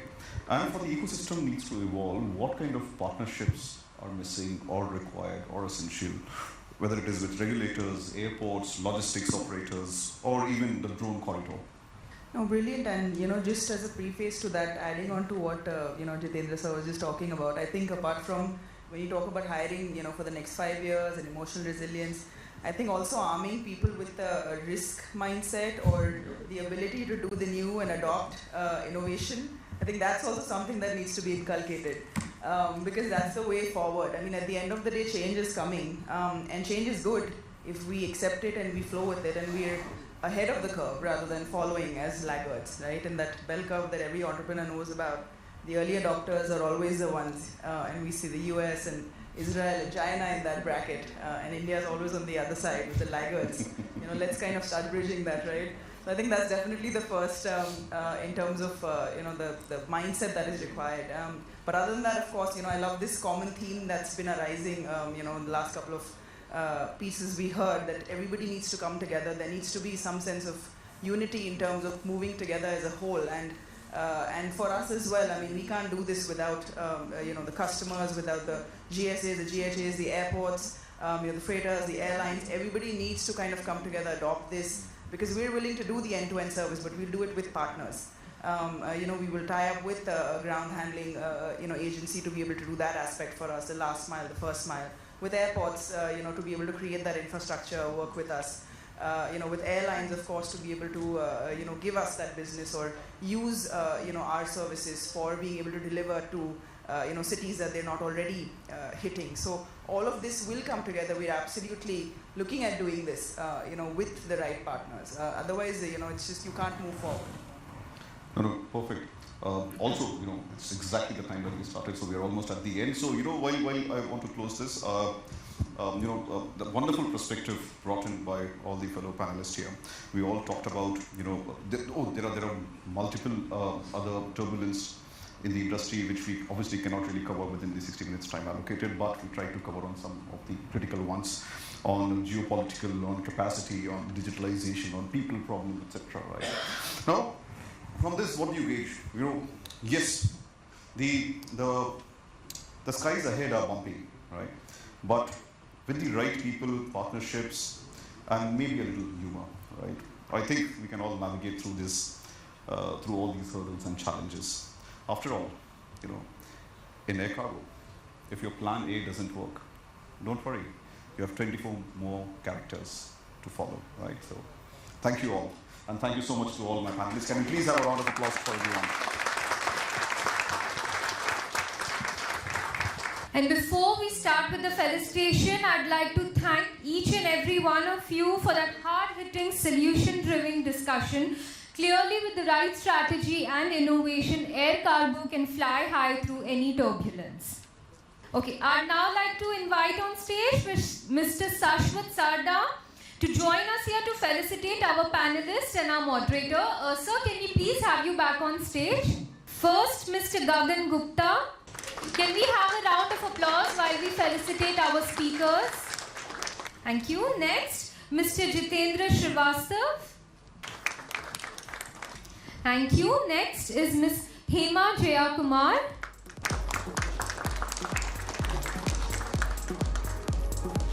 Next we have Mr. Rajan Bhatia.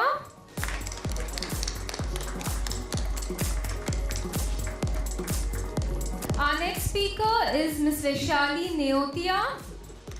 Can we have a round of applause, please?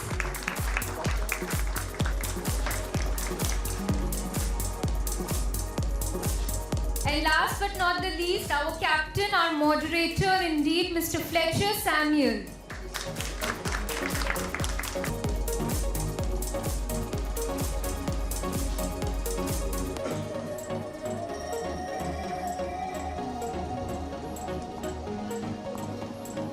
And before we move on to our next panel, we have a few exciting announcements to make. And to do the same, I'd like to call on stage Ms. Kaushalya Waghela, Senior Sales Manager, Logistics Outlooks, to share the same. Good afternoon, everyone. I hope you all are having a good session here. Yes. Great. So I'm here to announce our next edition, the second edition of Air Confluence, which is going to be in January 2026. As you all, many of you all may be knowing that we are doing multimodal Confluence also today in second half. The second edition of multimodal Confluence is going to be in June again next year. And we are going to launch a very fresh new conference called Ocean Confluence in January 2026. Well, that was a very exciting announcement by Kaushalya, and we look forward to the year 2026. Now, finally, we move on to our next panel discussion. This panel focuses on innovation and synergy in the sky. Before we begin, I request our hotel team to kindly set the stage for our speakers. India's pharma and e-commerce logistics sectors are booming, and the key to sustaining this growth lies in tech-driven transformation.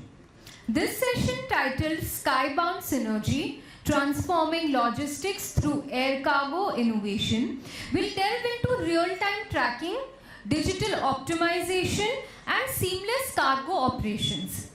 Moderating this session is Ms. Chaitali Mehta, Director, EKF Global Logistics. Ma'am, I request you to please join us on stage. Can we have a huge round of applause for our moderator for this session? Thank you and welcome to the show. So joining her in this session will be Mr. Rajesh Menon, Regional Head of Cargo, Cathay Pacific. So can we please have you on stage? Our next speaker is Mr. Yashpal Sharma, Chairman and Managing Director from Skyways Group. Next is Mr. Suresh Nair, Head of Cargo, Navi Mumbai International Airport. And last but not the least, Mr. Shesh Kulkarni, Managing Director, India from Nautam Logistics. On behalf of ITP Media India and Logistics Outlook, I welcome you all for the second panel. Looking forward to a brilliant discussion. Thank you. Thank you, ma'am. Good morning to everyone. And I should start off that a life in a legislation is never simple. Just when we think that everything is going okay, we realized that things go for a tandem, and that's exactly what has happened because we are one panelist short. But we have 4 starboards here, and now the pressure is on them because Fletcher conveniently, after holding a brilliant session, has left the pressure on me to close it. So if it goes bad, I will not take the blame for it. Now everybody has smiling faces, so yes, of course, the first session has been brilliant with some brilliant inputs with everyone. Hi, I'm Chaitali Mehta, and Fletcher stole my line too because I was going to say I'm the captain today, but I will say that I'm the moderator around the ground staff at the airport because we are talking about air cargo today. And it's a pleasure chatting with my friends here because literally everybody is a friend over here, and some I have a pleasure of reconnecting with after a very long time. Air Confluence 2025. It's a lovely meaning, Prajakta. It means the way in which 2 or more things come together, or in this case, people come together to become a single identity, which is exactly what is happening here. Our panel discussion, Skybound Synergy, Transforming Logistics Through Air Cargo Innovation, actually had me momentarily stumped because of writer's block. And I kept thinking, what am I going to say in my opening speech? Because that's how you set the context for the session. And for me, innovation is actually the very fact that each and every one of us, regardless of which part of the logistics industry that we belong to, the stream belong to, are actually, it's an innovation by itself because this industry is so unique.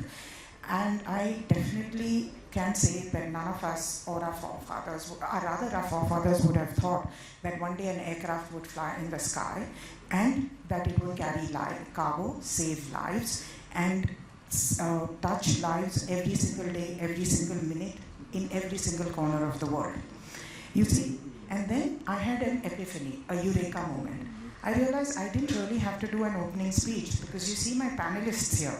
Each one of them is an innovator by themselves, and I don't really have to work on my speech hence. Shesh is responsible for bringing MNC culture and MNCs to India and changing the industry forever. Correct, Shesh?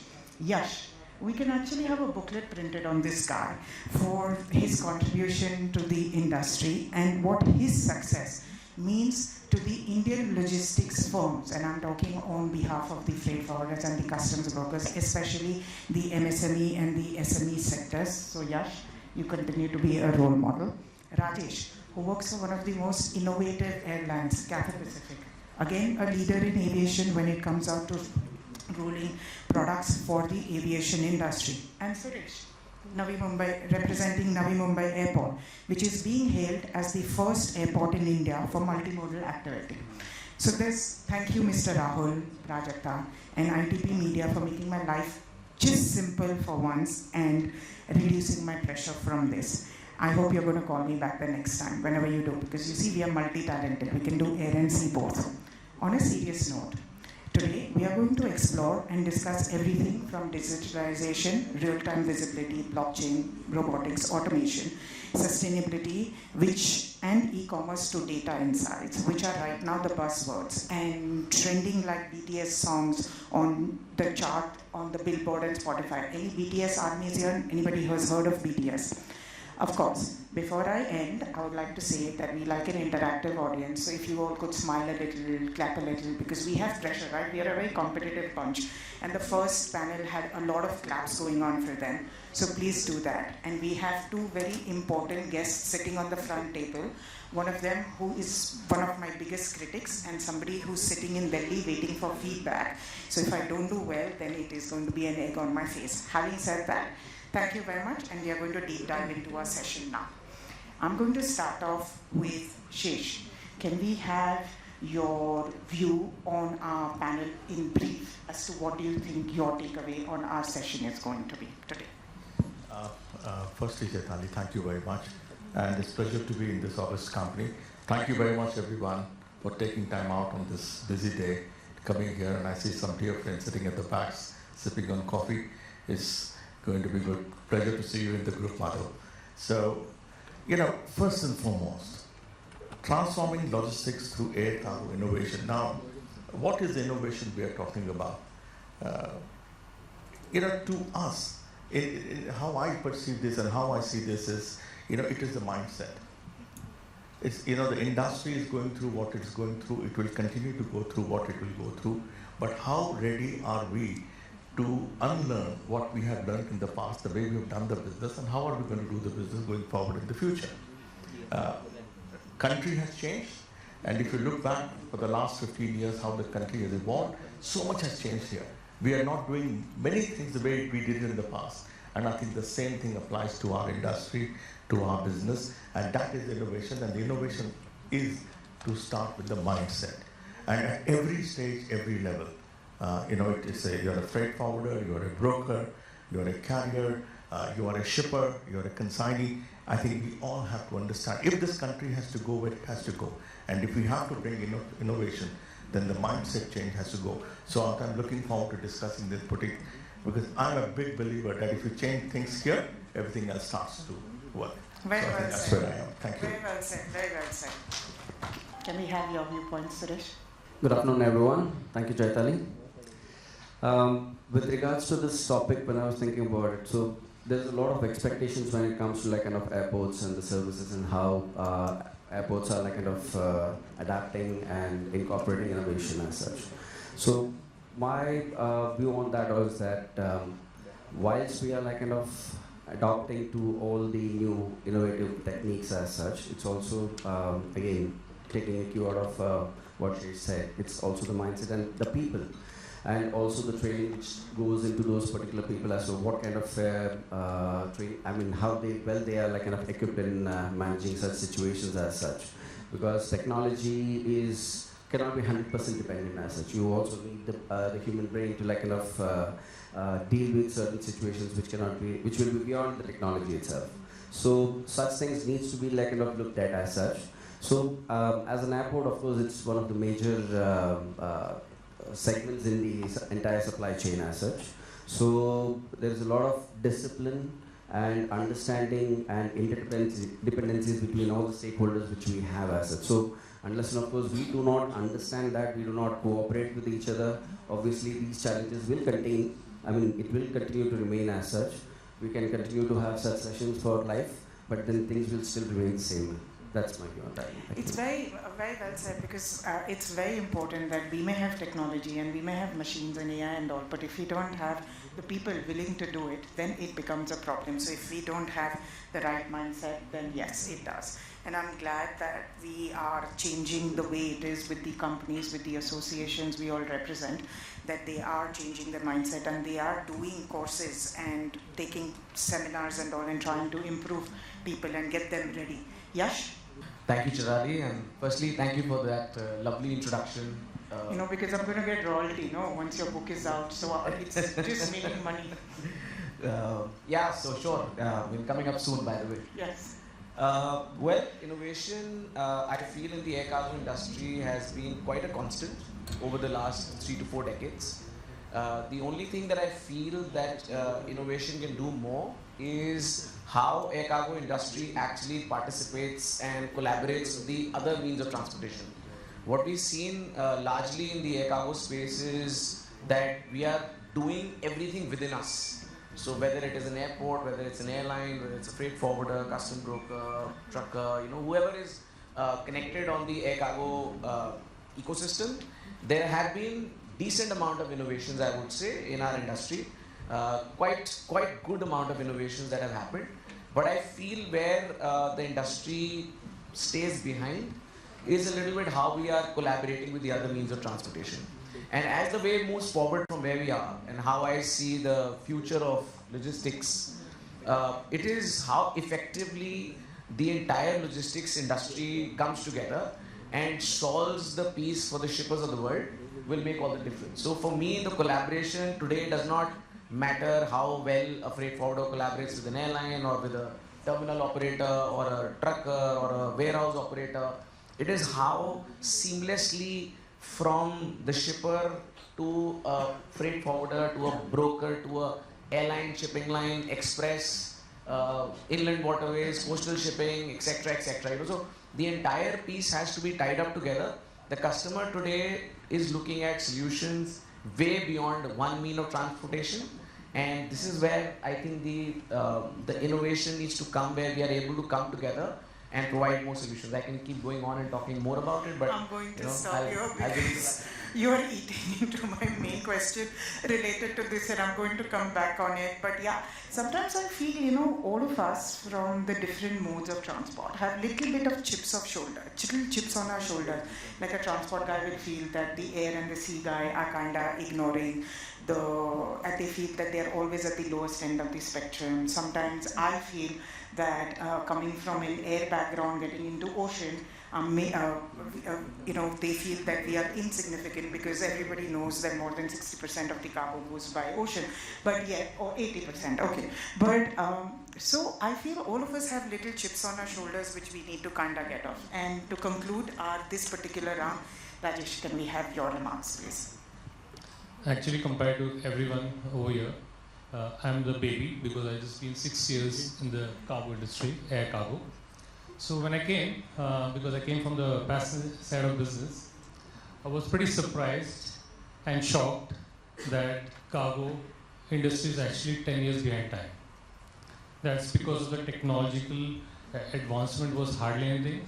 And when I was talking to most of the people, I realized that most of the answers which came in, ये cargo है, ये अलग है. It doesn't happen, it's different, So this challenge which I found was very unique and it's an industry problem.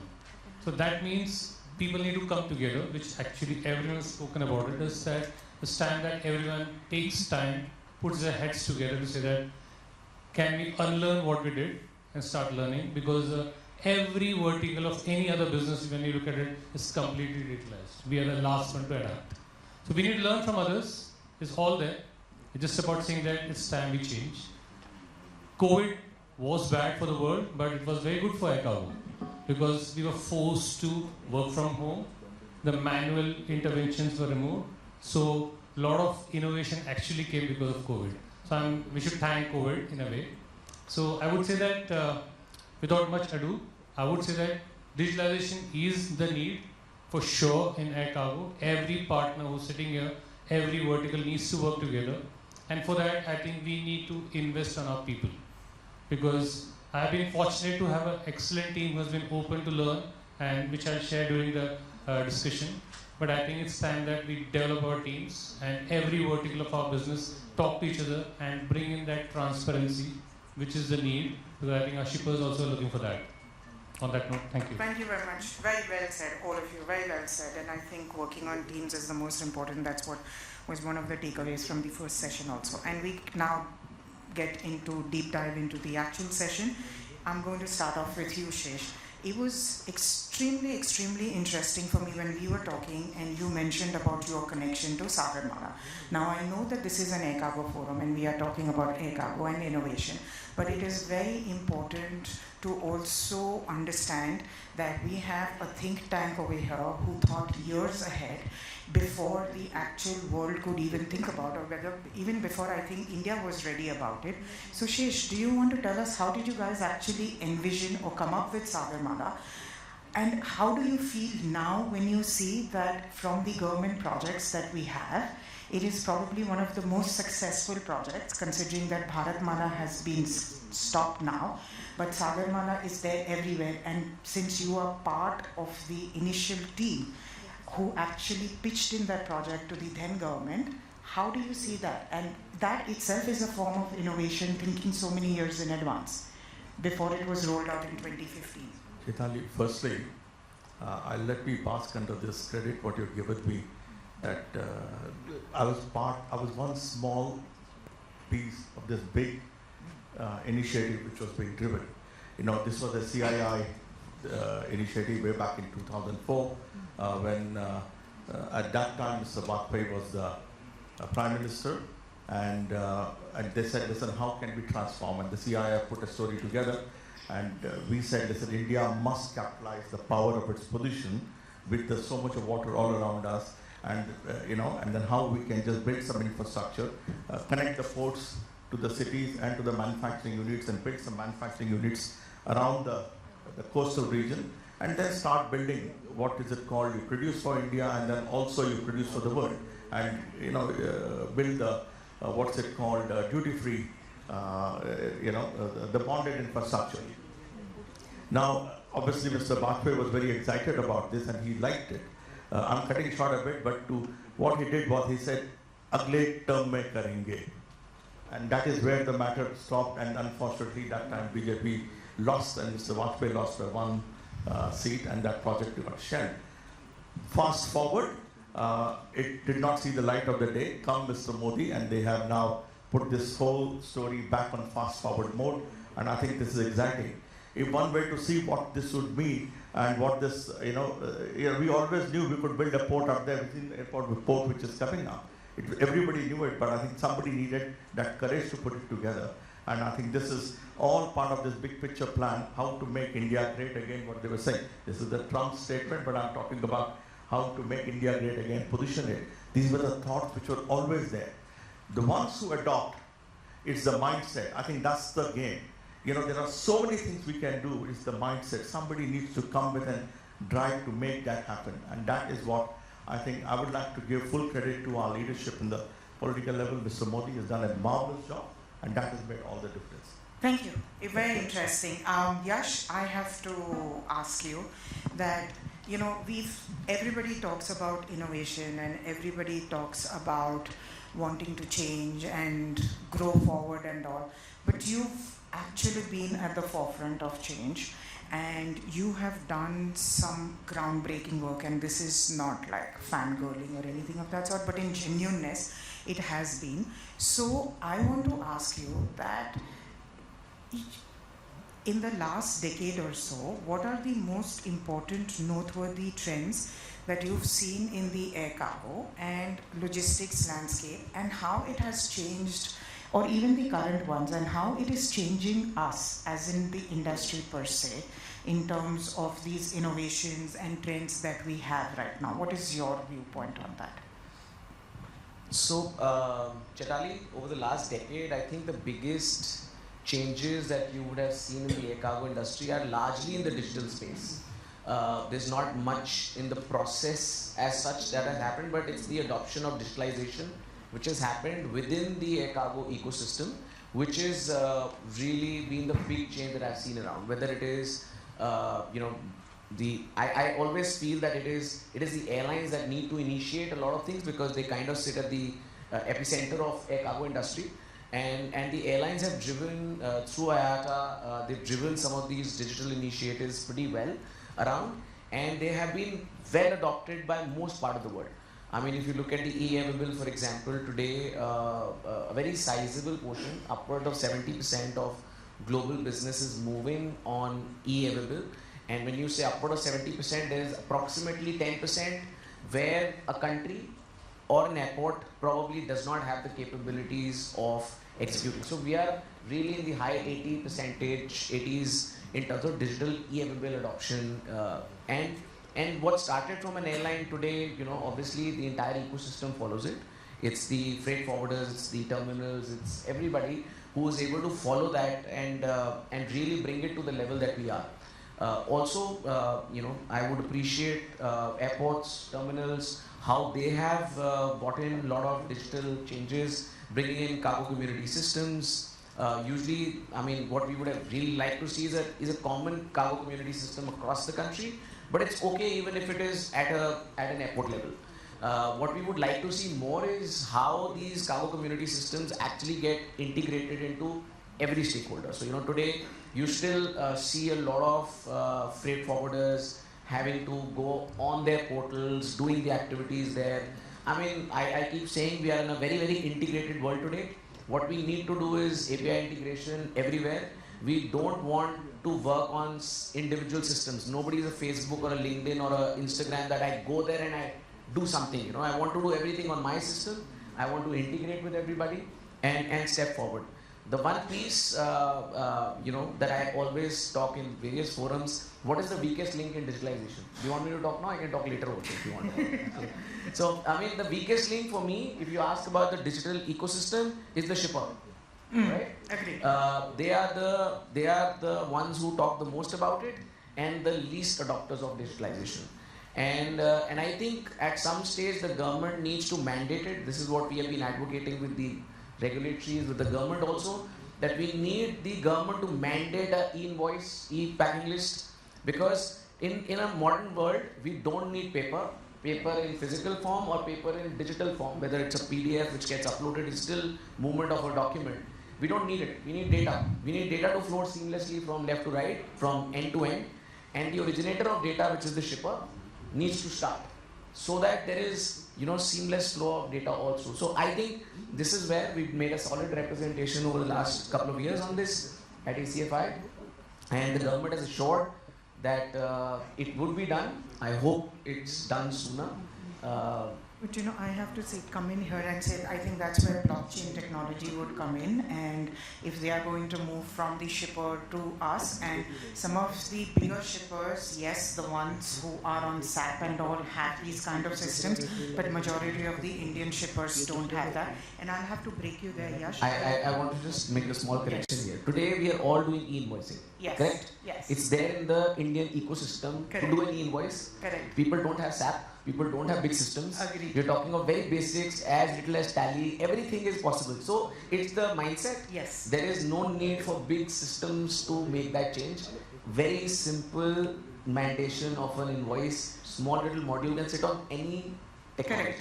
I agree. What I was trying to drive at is that the bigger companies have this, and they expect their vendors and partners like us to get onto those systems, which don't make head and tail sense to me, because I'm against that. But the smaller ones are the ones where we have trouble explaining to them why it's difficult, to get them on board on this particular kind, and we come back to the word mindset. Rajesh, I have to come to you next. CAAI is a disruptor or a leader when it comes in the aviation industry and when it comes to tech and innovation. A little bit of a background as to how, because you have a lot of competition from other Asian carriers which are really strong, but CAAI is at the forefront, and you are doing some fab work with coming out with new products. So you have one record, and that is coupled with blockchain. So how has it been? Is it been easy implementing that in India? What is the mindset behind it? If you can just tell us in brief, so that would be nice, because it's important to know the kind of work. And for those of you who don't know about it, it was actually CAAI that introduced e-availables for the first time. Correct me if I'm wrong. Yeah, we are yes. among the early. The early ones, and the reason why we have e-availables being so successful is because you implemented it first, and then the other carriers came on board. Kind of changed life forever for IATA agents. So please, thank you for that. I think to start with what Yash rightly covered about e-available, for an example, we crusaded it within India to say that we need to start this. The reasons are obvious, that we had to remove the paperwork completely. That was a key intent for sure. And when we talk now, India is almost 100% for us, because we don't do business without e-available anymore. And that's been for more than 8 years, that if you want to do business, that's the only way. So it's more of a mandate, what Yash rightly said. Otherwise, the transformation is very slow. So moving on with one record, I think this IATA's one record, which is targeted to be on 2026 Jan. And 1 year before, that's December 2024, we launched it in Hong Kong. And it's tested with 3 of our partners over there. And it's working very well. The intention of one record is simple, that from the forwarder community, when they make a booking, it just transmits directly into our system, and it's continuously monitored, where the acceptance onwards to the fact that when it's at the geo location where it is, it can be tracked, and including the fact that it's further, the tracking trace is also attached to it, where highly sensitive cargo which is being carried, pharma especially, it can be tracked whether the excursions happened or not. Immediately is a back-end team who tracks it and immediately works on it to see that it's fixed. So this is a type of extended ease which comes in. Paper is completely out. There's 100% transparency, and everyone knows what's happening with the particular commodity which you booked on us. And that's what we want to create. And that's IATA's expectation, and we already tested, and it's working. So it will be rolled out very soon. Everywhere there is a partner who's ready to do it, and who is investing on the digital platforms to see that the APIs are completely talking to each other. so that we invest on those areas so that everyone gets this benefit. And it's very clear that this is the way forward, and I think we are very happy to say that we are the first one in the entire network world to say that who started it already. Excellent. Thank you.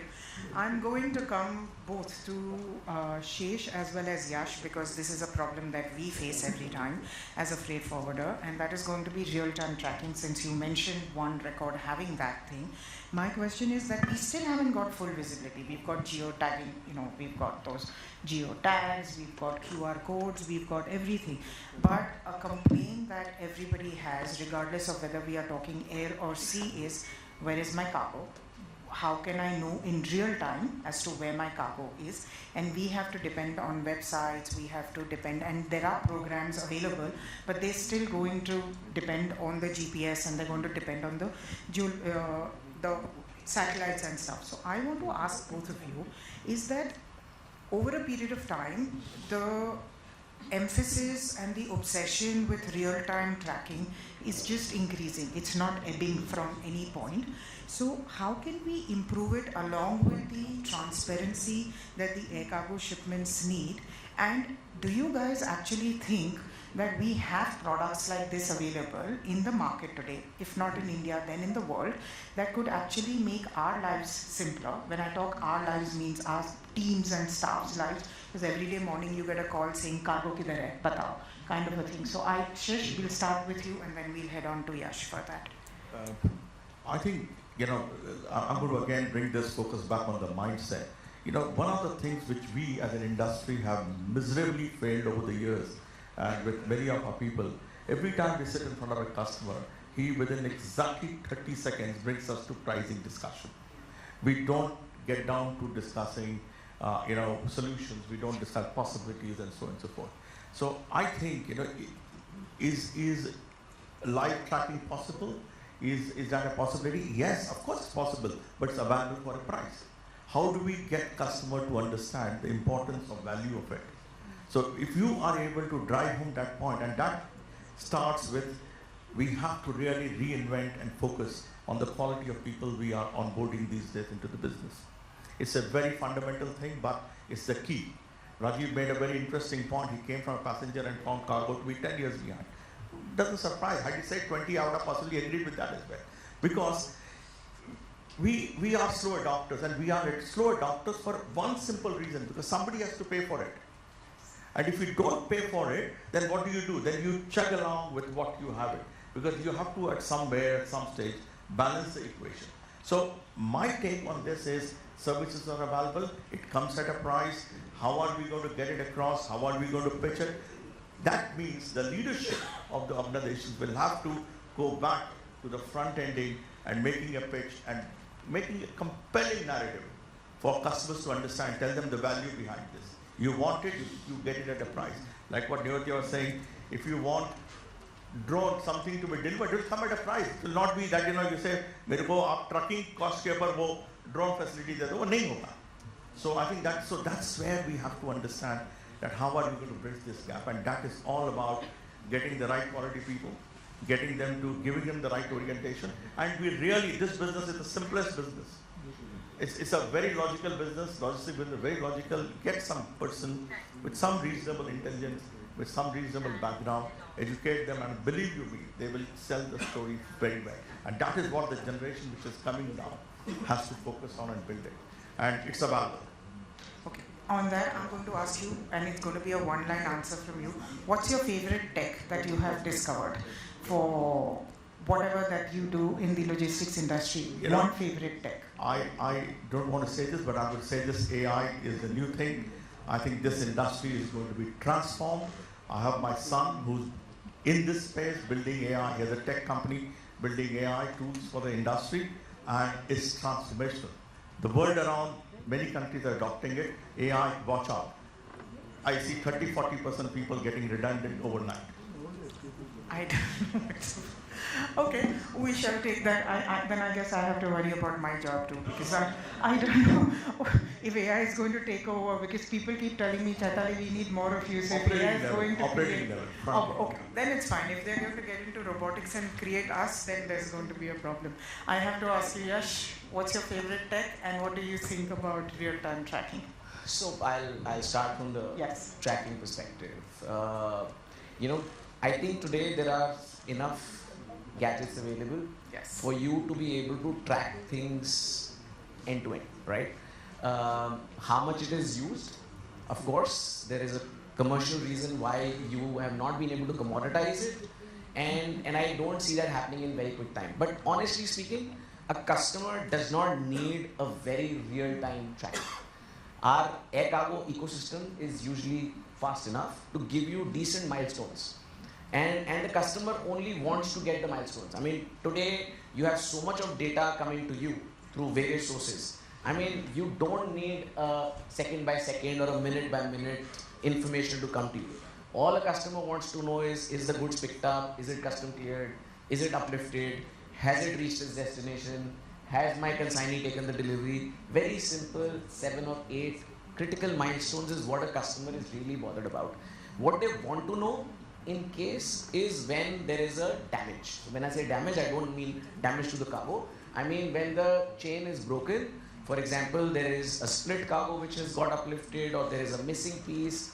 That is where we need to bring a little more use of technology, and tools that are here today available need to probably be implemented more by the terminals, airports, airlines as such. And I also feel that it is the responsibility of the air cargo ecosystem to become cost effective. I to a certain point don't agree that we need to go to the customer and charge them for it. We are in a very competitive world today. The customer, and this is across, this is not just air cargo. Every industry of the world today is trying to make sure that they are very cost competitive.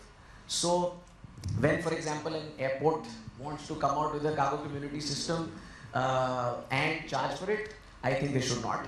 They need to, it's part of the ecosystem to improve, right? I mean, if I today have to implement a new technology, if I have to build a new infrastructure to service as a freight forwarder, custom broker, can you go and charge a customer? You cannot. So I feel it's very essential that we help the air cargo industry to become more competitive. What we are doing in this bargain, for example, from an Indian perspective, we are making the entire product more competitive with the world. Today we are not competing one airport with another airport, one airline with another airline. We are competing with an Indian product with another product. And air cargo cost is part of that. So we need to be competitive, and we need to make sure that we don't lose. We anyways are less than 2% of global trade in terms of the volumes. True. So we cannot afford to lose more. We can gain more, and we'll gain more when we become more cost competitive, and we are able to do more. So end-to-end visibility is important, but it is not a big critical piece. So that's my first thing. On the tech side of it, I think it's the OCRs, etc., the basic tools which have been adopted for the last few years now. I would not say they are new tools, which need to be still adopted across, because these are technology very easily available, cheap, not expensive. These tools are there and they can be adopted by everybody. And I've already spoken on the API piece, which is something that has to happen. Shreeji, you wanted to say Just something? a quick observation on what Yes said. I personally think aviation industry, infrastructure building industry is a very capital intensive industry. You need to put in lots and lots and lots and lots of money before you start seeing the results. And the gestation period of this to turn around is very, very high. Hence, there will be a price. And I don't think so. And it's important that we develop this mindset that there will be a price and we will have to get people to do it. And mind you, it's easier when some of the regulators say, ye to lagega, and then it's easier to get that thing claimed. So I personally think if you want to see upgrades, we should really go out for it. Because getting in these people to do it free is a doomsday for us. We will do another panel discussion where we'll have Fletcher, we'll have Suresh and all, and the only thing we are talking is how we are going to get discounts and freebies from the airport regulators and handlers. No, it's not freebies. No, it's part of the product cost. Yes. Fair. We will name it nicely so they will come onto the stage and we will have this. And on this discussion, I'm going to come to you, Suresh, because it is heading in your direction. They've just spoken about the fact that innovation and that we need to upgrade an infrastructure and all. And we all know that cargo handling is an issue everywhere. It's not just pertinent to India. I think we are far, far better than what the world claims that our handling is. So I don't believe in that. But with your new airport coming up, considering it's a greenfield airport, it's a brand new one that's coming, what are the specific technologies that you guys are employing or planning to implement to enhance the cargo handling efficiency? And I know, we talk very loosely about drones and robotics and automation and automated vehicles and equipment and things like that. But honestly speaking, practically speaking, is any of this possible, and what is it that you guys are planning to do with NMI? First, I'll add my 2 bits to that earlier discussion. Yes, please. Infra and technology comes with a price, for sure. So obviously, if someone is investing into it, they need to get the returns out of that. So obviously, there will be a certain price. But whilst I say that, I do agree it has to be cost effective, because in the end, it is for the overall trade, and the trade has to move on. So obviously we have to be understanding and cooperating with each other. So there has to be a understanding from both sides. It cannot be just a one-way street kind of thing. Now with regards to the infra or what we are trying to build up at Navi Mumbai International Airport is with all the government initiatives being put in place, and thanks to the Sagamala initiative and all, and the other ones as such, Udan scheme, etc. There is a lot of work going on with regards to creating new and new state-of-the-art infra in all the airports, as well as even at the tier 2 cities also, for that matter. So obviously, when the entire concept of the Navi Mumbai airport was put in, the idea was to set it up as a multi-model state-of-the-art infrastructure, which will be able to cater to the future. We are trying to make it as a future-ready airport. We will be making sure that the latest of the technologies are in place as such. When I speak on that sense, it's not that we are going to have that tomorrow. Obviously, we will be gradually growing as the demand increases. So we are setting up a capacity, of 0.5 million tons to start with in a semi-automated environment. But of course, most of the technology which is required to handle at a particular airport is already in place right now. And going forward, we will be going to the next level so that we are at par with the various advanced airports in the world, be it Hong Kong, Dubai, etc. And we will be also implementing all those technologies which is being implemented at such airports, such as ASRS, automated storage and retrieval systems, or pallet and container handling systems, and all those kind of stuff. So these things obviously again going back comes at a cost, of course. So obviously there is a lot of, but having said that, we know that that's the need of future, and we will be definitely investing into that. But it's not just the cost alone. There is a conscious awareness that such technology is required for increasing the throughput, and at the same time the service levels also. So because as an airport, my personal belief is that this is not a warehouse. A cargo terminal to me is not a warehouse, it's a processing zone. So to me, cargo is like check-in, check-out, simple. It should not be staying over there for whatever reason as such. So obviously there has to be an alignment in terms of processes, information transparency, and all these things put together to make sure that it's a seamless movement while it is being accepted, built, and then moving out if it is an outbound, and likewise when it comes to an inbound, it's been like broken down from the ULDs and then like segregated and hand over to the customer. So it's a process where there is a lot of dependency or interdependency with all the stakeholders, like I earlier mentioned. So information has to pass through seamlessly, so that there is no kind of a breakage in the entire supply chain, and we can reduce it. Because to me, my efficiency is measured based on the least amount of dwell time I will be holding that cargo at my terminal. So the lesser time I have that cargo in my terminal is the best way I can handle it. And like I said, the throughput also increases based on that itself. So there will be all these technologies which will be implemented, and yes, it is possible. There is a huge amount of avenues when it comes to such things, and we will be definitely looking into all that stuff. And more importantly, also from the last mile and first mile point of view also, we earlier spoke about drones and all that, which will be coming up. That will be the kind of future when it comes to delivering small parcels within the city and all.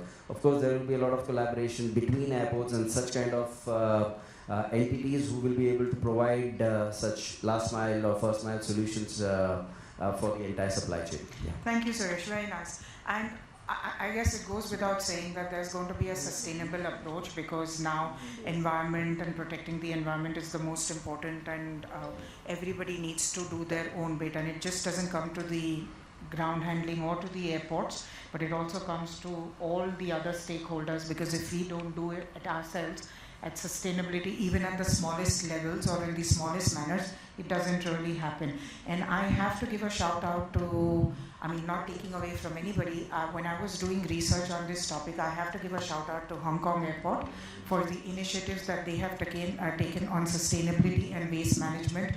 And I think they are way, way ahead of probably anybody. And kudos to your think tank back in Hong Kong for doing this. It's a fantastic job, Rajesh.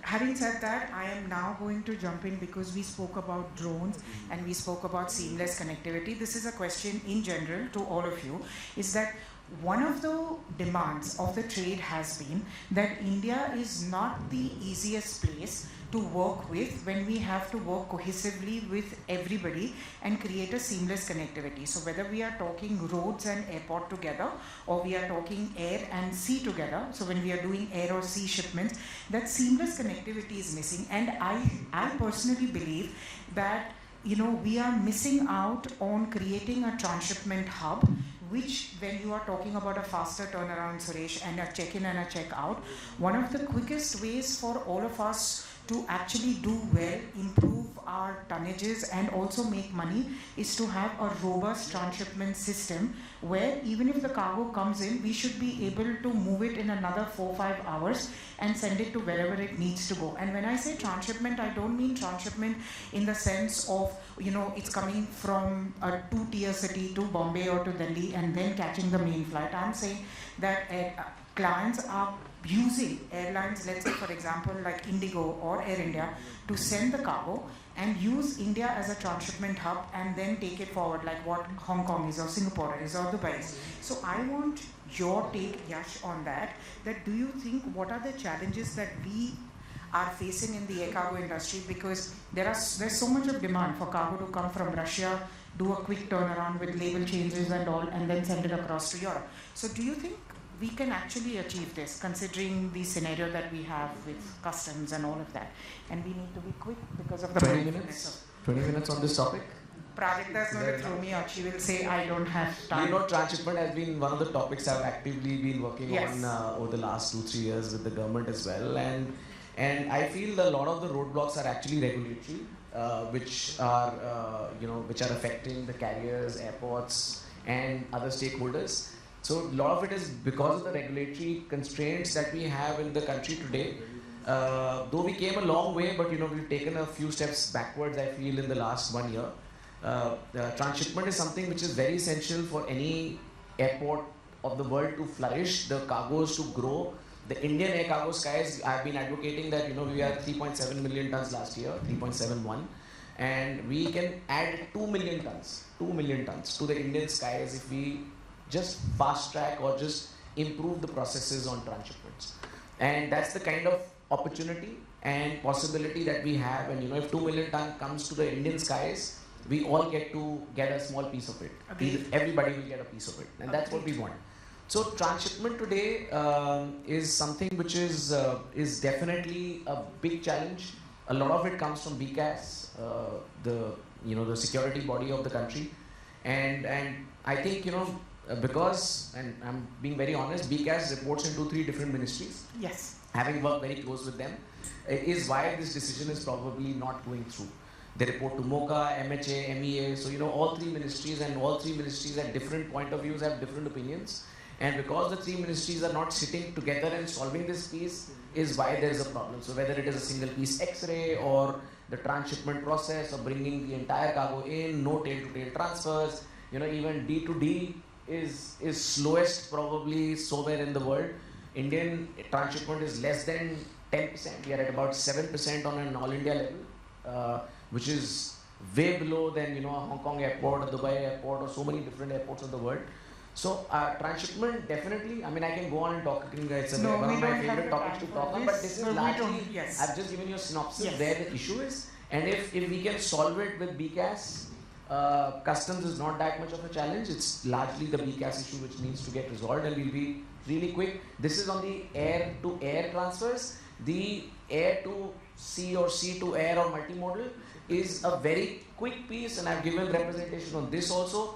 All they need to do is the same ice gate which is used in air and sea. Yes. All they need to do is, without cancelling a Leo and withdrawing the entire shipment, 100% physical examination, etc., just change in the same drop-down menu, air to ocean or ocean to air. Simple. And Bombay, I gave this document to Bombay Airport 3 years ago, that they are sitting on 2,000 tons in their backyard.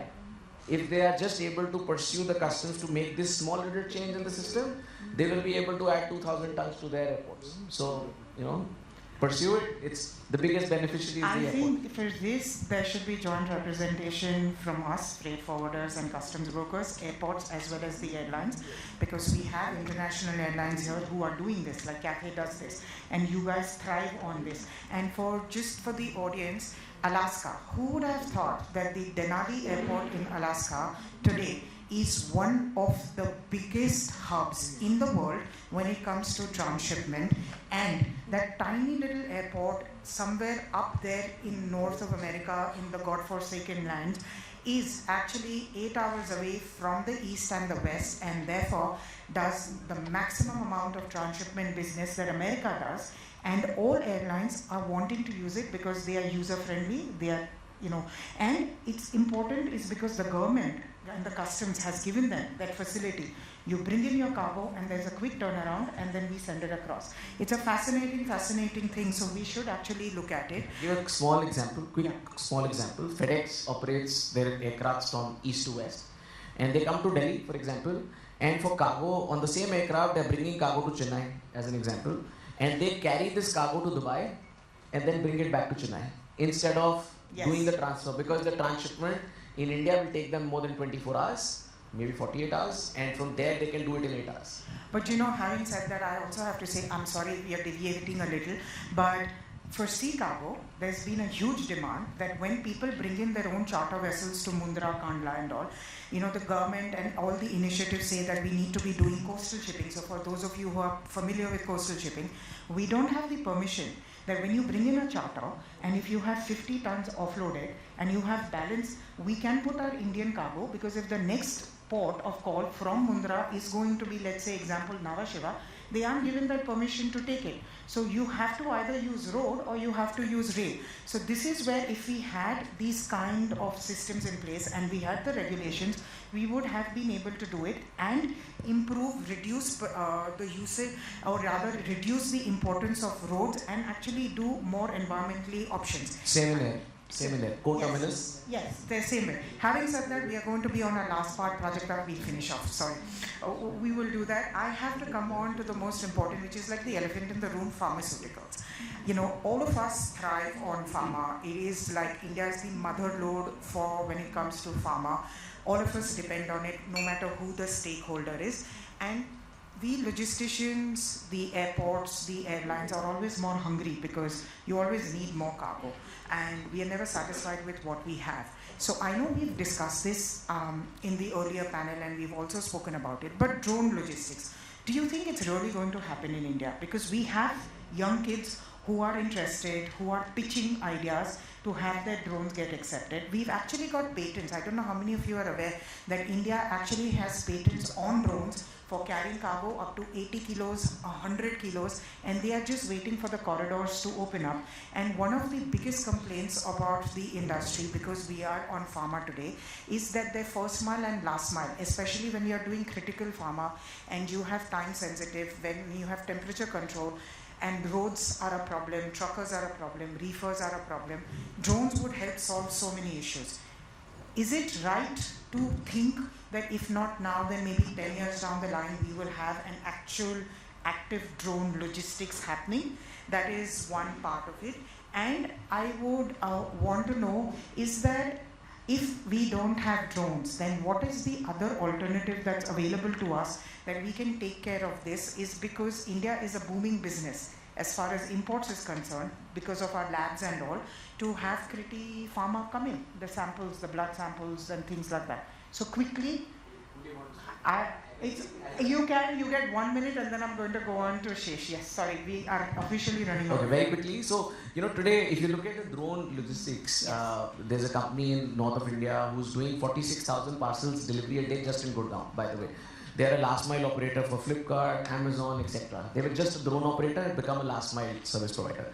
So there is a definite case for drone logistics to happen in India. It will happen. Again, the 2 points that really need the government to take care of, the first is the security standpoint, that if they have to get into dense areas, they want to make sure that if in case there is a drone which is flying A to B and is probably en route to do a damage, there should be a government agency which should be able to break into the technology, take over the drone's operation and flies it another place. So that's number one. Number two is that they need a safe landing. So in case of any eventuality where a drone falls, we had a case in Gurgaon also with the same company.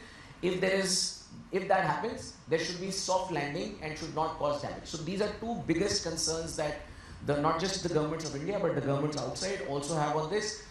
It is inevitable. Drone technology will come. We've seen in the last two so-called wars recently between India and our friendly neighbor that usage of drones has become a very, very important part of that, and which was not thought in the past. So drones is an inevitable means of transportation which is already added. It's just where all can we put it to use, how quickly we are able to use, and it will help surely decongest the roads. So I can... Thank you.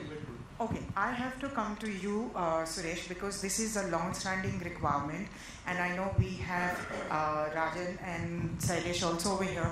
So we have a long-standing requirement at the Air Cargo Complex, is that for pharma cargo, we need to have a sterile area to do the open examinations, because when you get into examination, and we don't have that right now. So the key critical question to you is that will the NMIA have this particular sterile area for the pharma industry, especially when we are doing the final products, the formulations and all? In fact, this question came recently in one of our discussions with the regulatory bodies and customs also, for that matter. Yes. So in the initial phase, of course, that provision is not being made as such, but then we are going to earmark a certain amount of space in where the cargo can be isolated and kept away from the normal ones, and then that can be provided. But having said that, in the next phase, and that's one of the advantages of building an airport in multiple phases, we can always understand the upcoming demands from the trade, and then we can adapt to those particular changes. So in the next phase as such, but as we come in and we will have a bigger pharma corridor, unlike today now, we will be having such kind of provisions being put in place as such. So we can today, yes, absolutely. This is something which is quite required, and it's been demanded from multiple bodies as such. Yeah. I think it's good news, no, Rajan? Sailesh, good news that we don't take it up there. I have to ask you, Rajesh, as an airline, what extra mile are you going for your pharma clients? In just 2 sentences, because we are running out of time. what additional stuff that you're doing. You have technology that you are offering. There are products that you are offering. So what is it that CAAAI does to help pharma industry move cargo on your airline? I think since I didn't get much time, I'll just try to cover as much I can. Absolutely. I think based on, I will not restrict to pharma alone, because it's technology based and we are looking at how we can enhance the entire customer's need. So taking a parallel, I think India currently has 10 million metric tons of envision for 2030. So that is a high task. Yeah, keeping in mind that, like in the earlier discussion, we saw that the customers need freighters, but we don't have freighters. Yeah, so first, as a airline, what we did, we started talking to the government. And if you see Hong Kong airport, for an example, is handling the maximum tonnage cargo. For last 14 years, we have been the #1 in the whole world. That's possible because we, as an airline, CAAAI Cargo play a vital role to work with the airport authority, airport operating bodies, to see that we build an ecosystem where it's always getting upgraded, because you can't just live in laurels, but rather keep on looking at different ways to see that we make our customers' life easy. And there is a lot more transparency, visibility, and that's how you create an ecosystem. So if you, like one record what we spoke about, we didn't restrict only to the airport. Actually, to multi-model, we have a GBA, which taking a class A, GBA is a Greater Bay Area, where the Cantons and Shenzhens fall in, where the export, we have a space in Dongwon, where with CAAAI Cargo has worked with the Airport Authority of Hong Kong. We set up a warehouse facility, accept cargo over there, and it comes by fleet and gets into Hong Kong. There's no checks, everything's done at that point. And that also goes on one record, where the data, transmission, everything goes in. So that means any commodity, I'm not restricted to one, but any commodity can move in without anything like paperwork, nothing. And when it comes to the import cargo, which comes to Hong Kong, we have an app. Yeah, that's CAAAI Cargo has our own terminal where the clearances, the documents is on app. Customer can choose the date and time and get his approvals and clearances done. As simple as that. The payments is through a payment platform.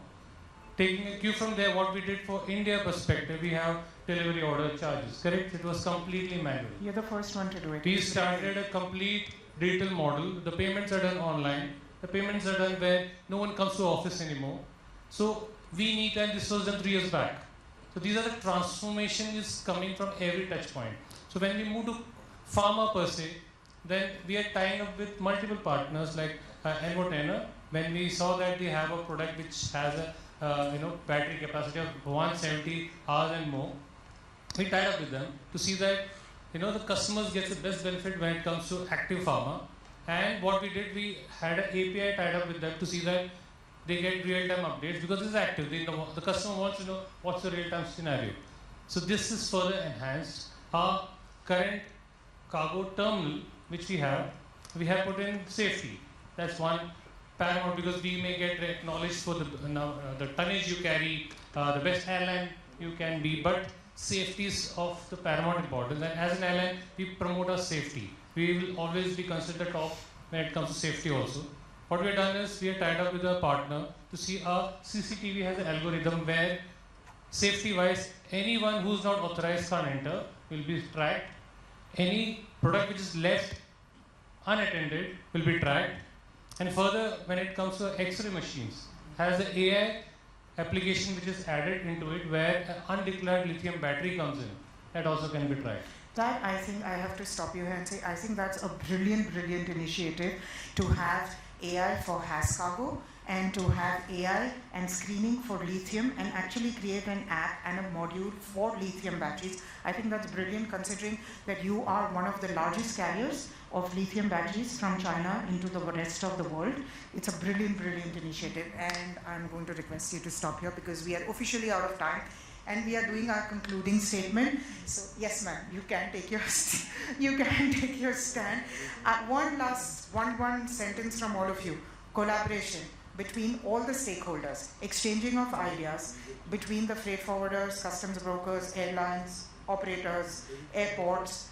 Possible? Are we ready to do this in India, where one of us has a good idea and we pitch it informally first, and then we will take it on an official level? Is everybody ready? Do you think we are ready in India for that? We can start with you, Rajesh, and then move on. I think we speak a lot when it comes to this panel discussion. On ground, it doesn't happen. I think there's serious need for people to really come together, and sometimes it's just about being honest to the fact that can we be more transparent? So that's the question which I'll ask to every partner, and it should be in the best interest of a customer and see that our best interest is taken care. So I think it's possible, provided the people up there is clear about the vision that what they want to achieve. It's possible. Thank you. Yes, one minute. Possible, happening, and can be better, for sure, but we're on our way, I think. Thank you. Suresh? Yes, indeed. The technology is already available, and like Yash mentioned also, it's partially in place to some extent. We have already seen the benefits also out of that, and definitely it can be like kind of 100% implemented across. Thank you. It's just the will, whether you want to do it or not. Wonderful answer. Shesh? Collaboration is the lead of the art. It's been there in the past in some ways. I think it's becoming a little more important and necessary now. Thank you. And I think with the associations that we have, ACAAI, ACAAI, FFAI, even the local customs brokers associations with BCBA leading the front, and with the airports and the airlines with BAR and all, I think we should be able to achieve that. And with that, we come to an end. Thank you for being a wonderful audience. It's been very nice, and we hope we didn't bore you. So please give us a loud round. You know, the louder you clap, the more we are going to feel, because I think we bunch of people just like talking. Thank you so much to our dear moderator and our panel. Indeed, this was worth the time. Thank you so much for unlocking the roadmap to a digitally driven air cargo future. The sky is no longer the limit, it's the launch pad. And to conclude this panel, I'd like to request Ms. Reeva Singh, Group Editor, ITP Media India, to please come on stage and felicitate our final set of panelists. I request our panelists to please come forward as I call out your names. Mr. Rajesh Menon.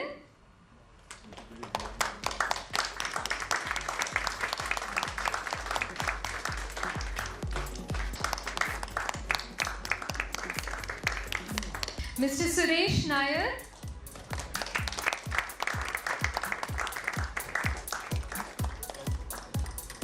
Mr. Sesh Kulkarni.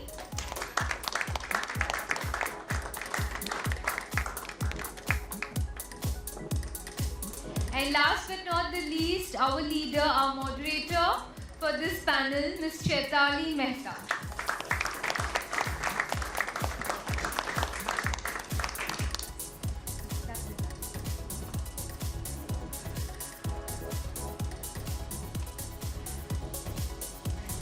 Thank you so much, everyone. Thanks. I would like to make an announcement. It is a pleasure and honor that two stalwarts of this industry are amongst us today. I would like to call Rahul Sikwera on the stage to felicitate the two dignitaries. I would like to welcome Mr. S.L. Sharma. He is Chairman Emeritus, SLS Group. And he is also father of Mr. Yashpal Sharma. I'd also like to call Mr. Haresh Mehta, Director EKF Global. He is also the father of Ms. Chaitali Mehta. It's wonderful to have the two dignitaries sharing the dais right now.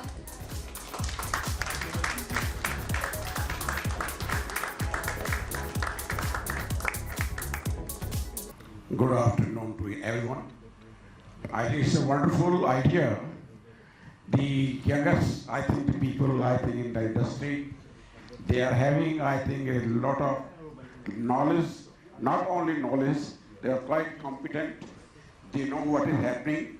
And I am very confident that what they speak and what they have interact, I think, with the people really will help the industry. And they have given the good ideas, not only ideas, but experience of today, that what we can do We are very competent to do something. We can do, we can prove. India is improving. India is fast, I think, improving. And we are very confident that our industry, logistic industry, has a very bright future. With the people, I think, with us, and the moderator, I think, I have seen, I think, the way she has moderated, and all the panelists, they have, in fact, really, I think, the excellent, excellent, excellent. I repeat excellent. Why?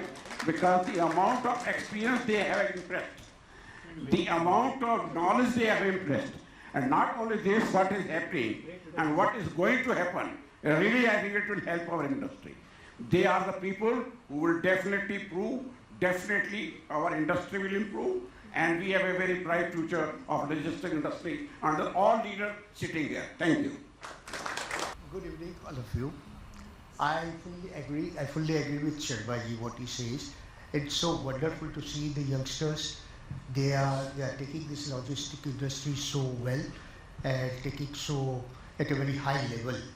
And this is perhaps one industry where there are two notable things are there, where the exchange of knowledge is not at all restricted.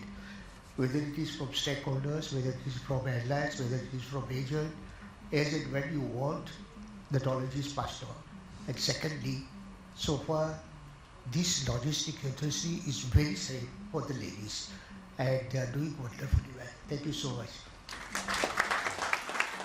It was the best part of this entire Air Confluence.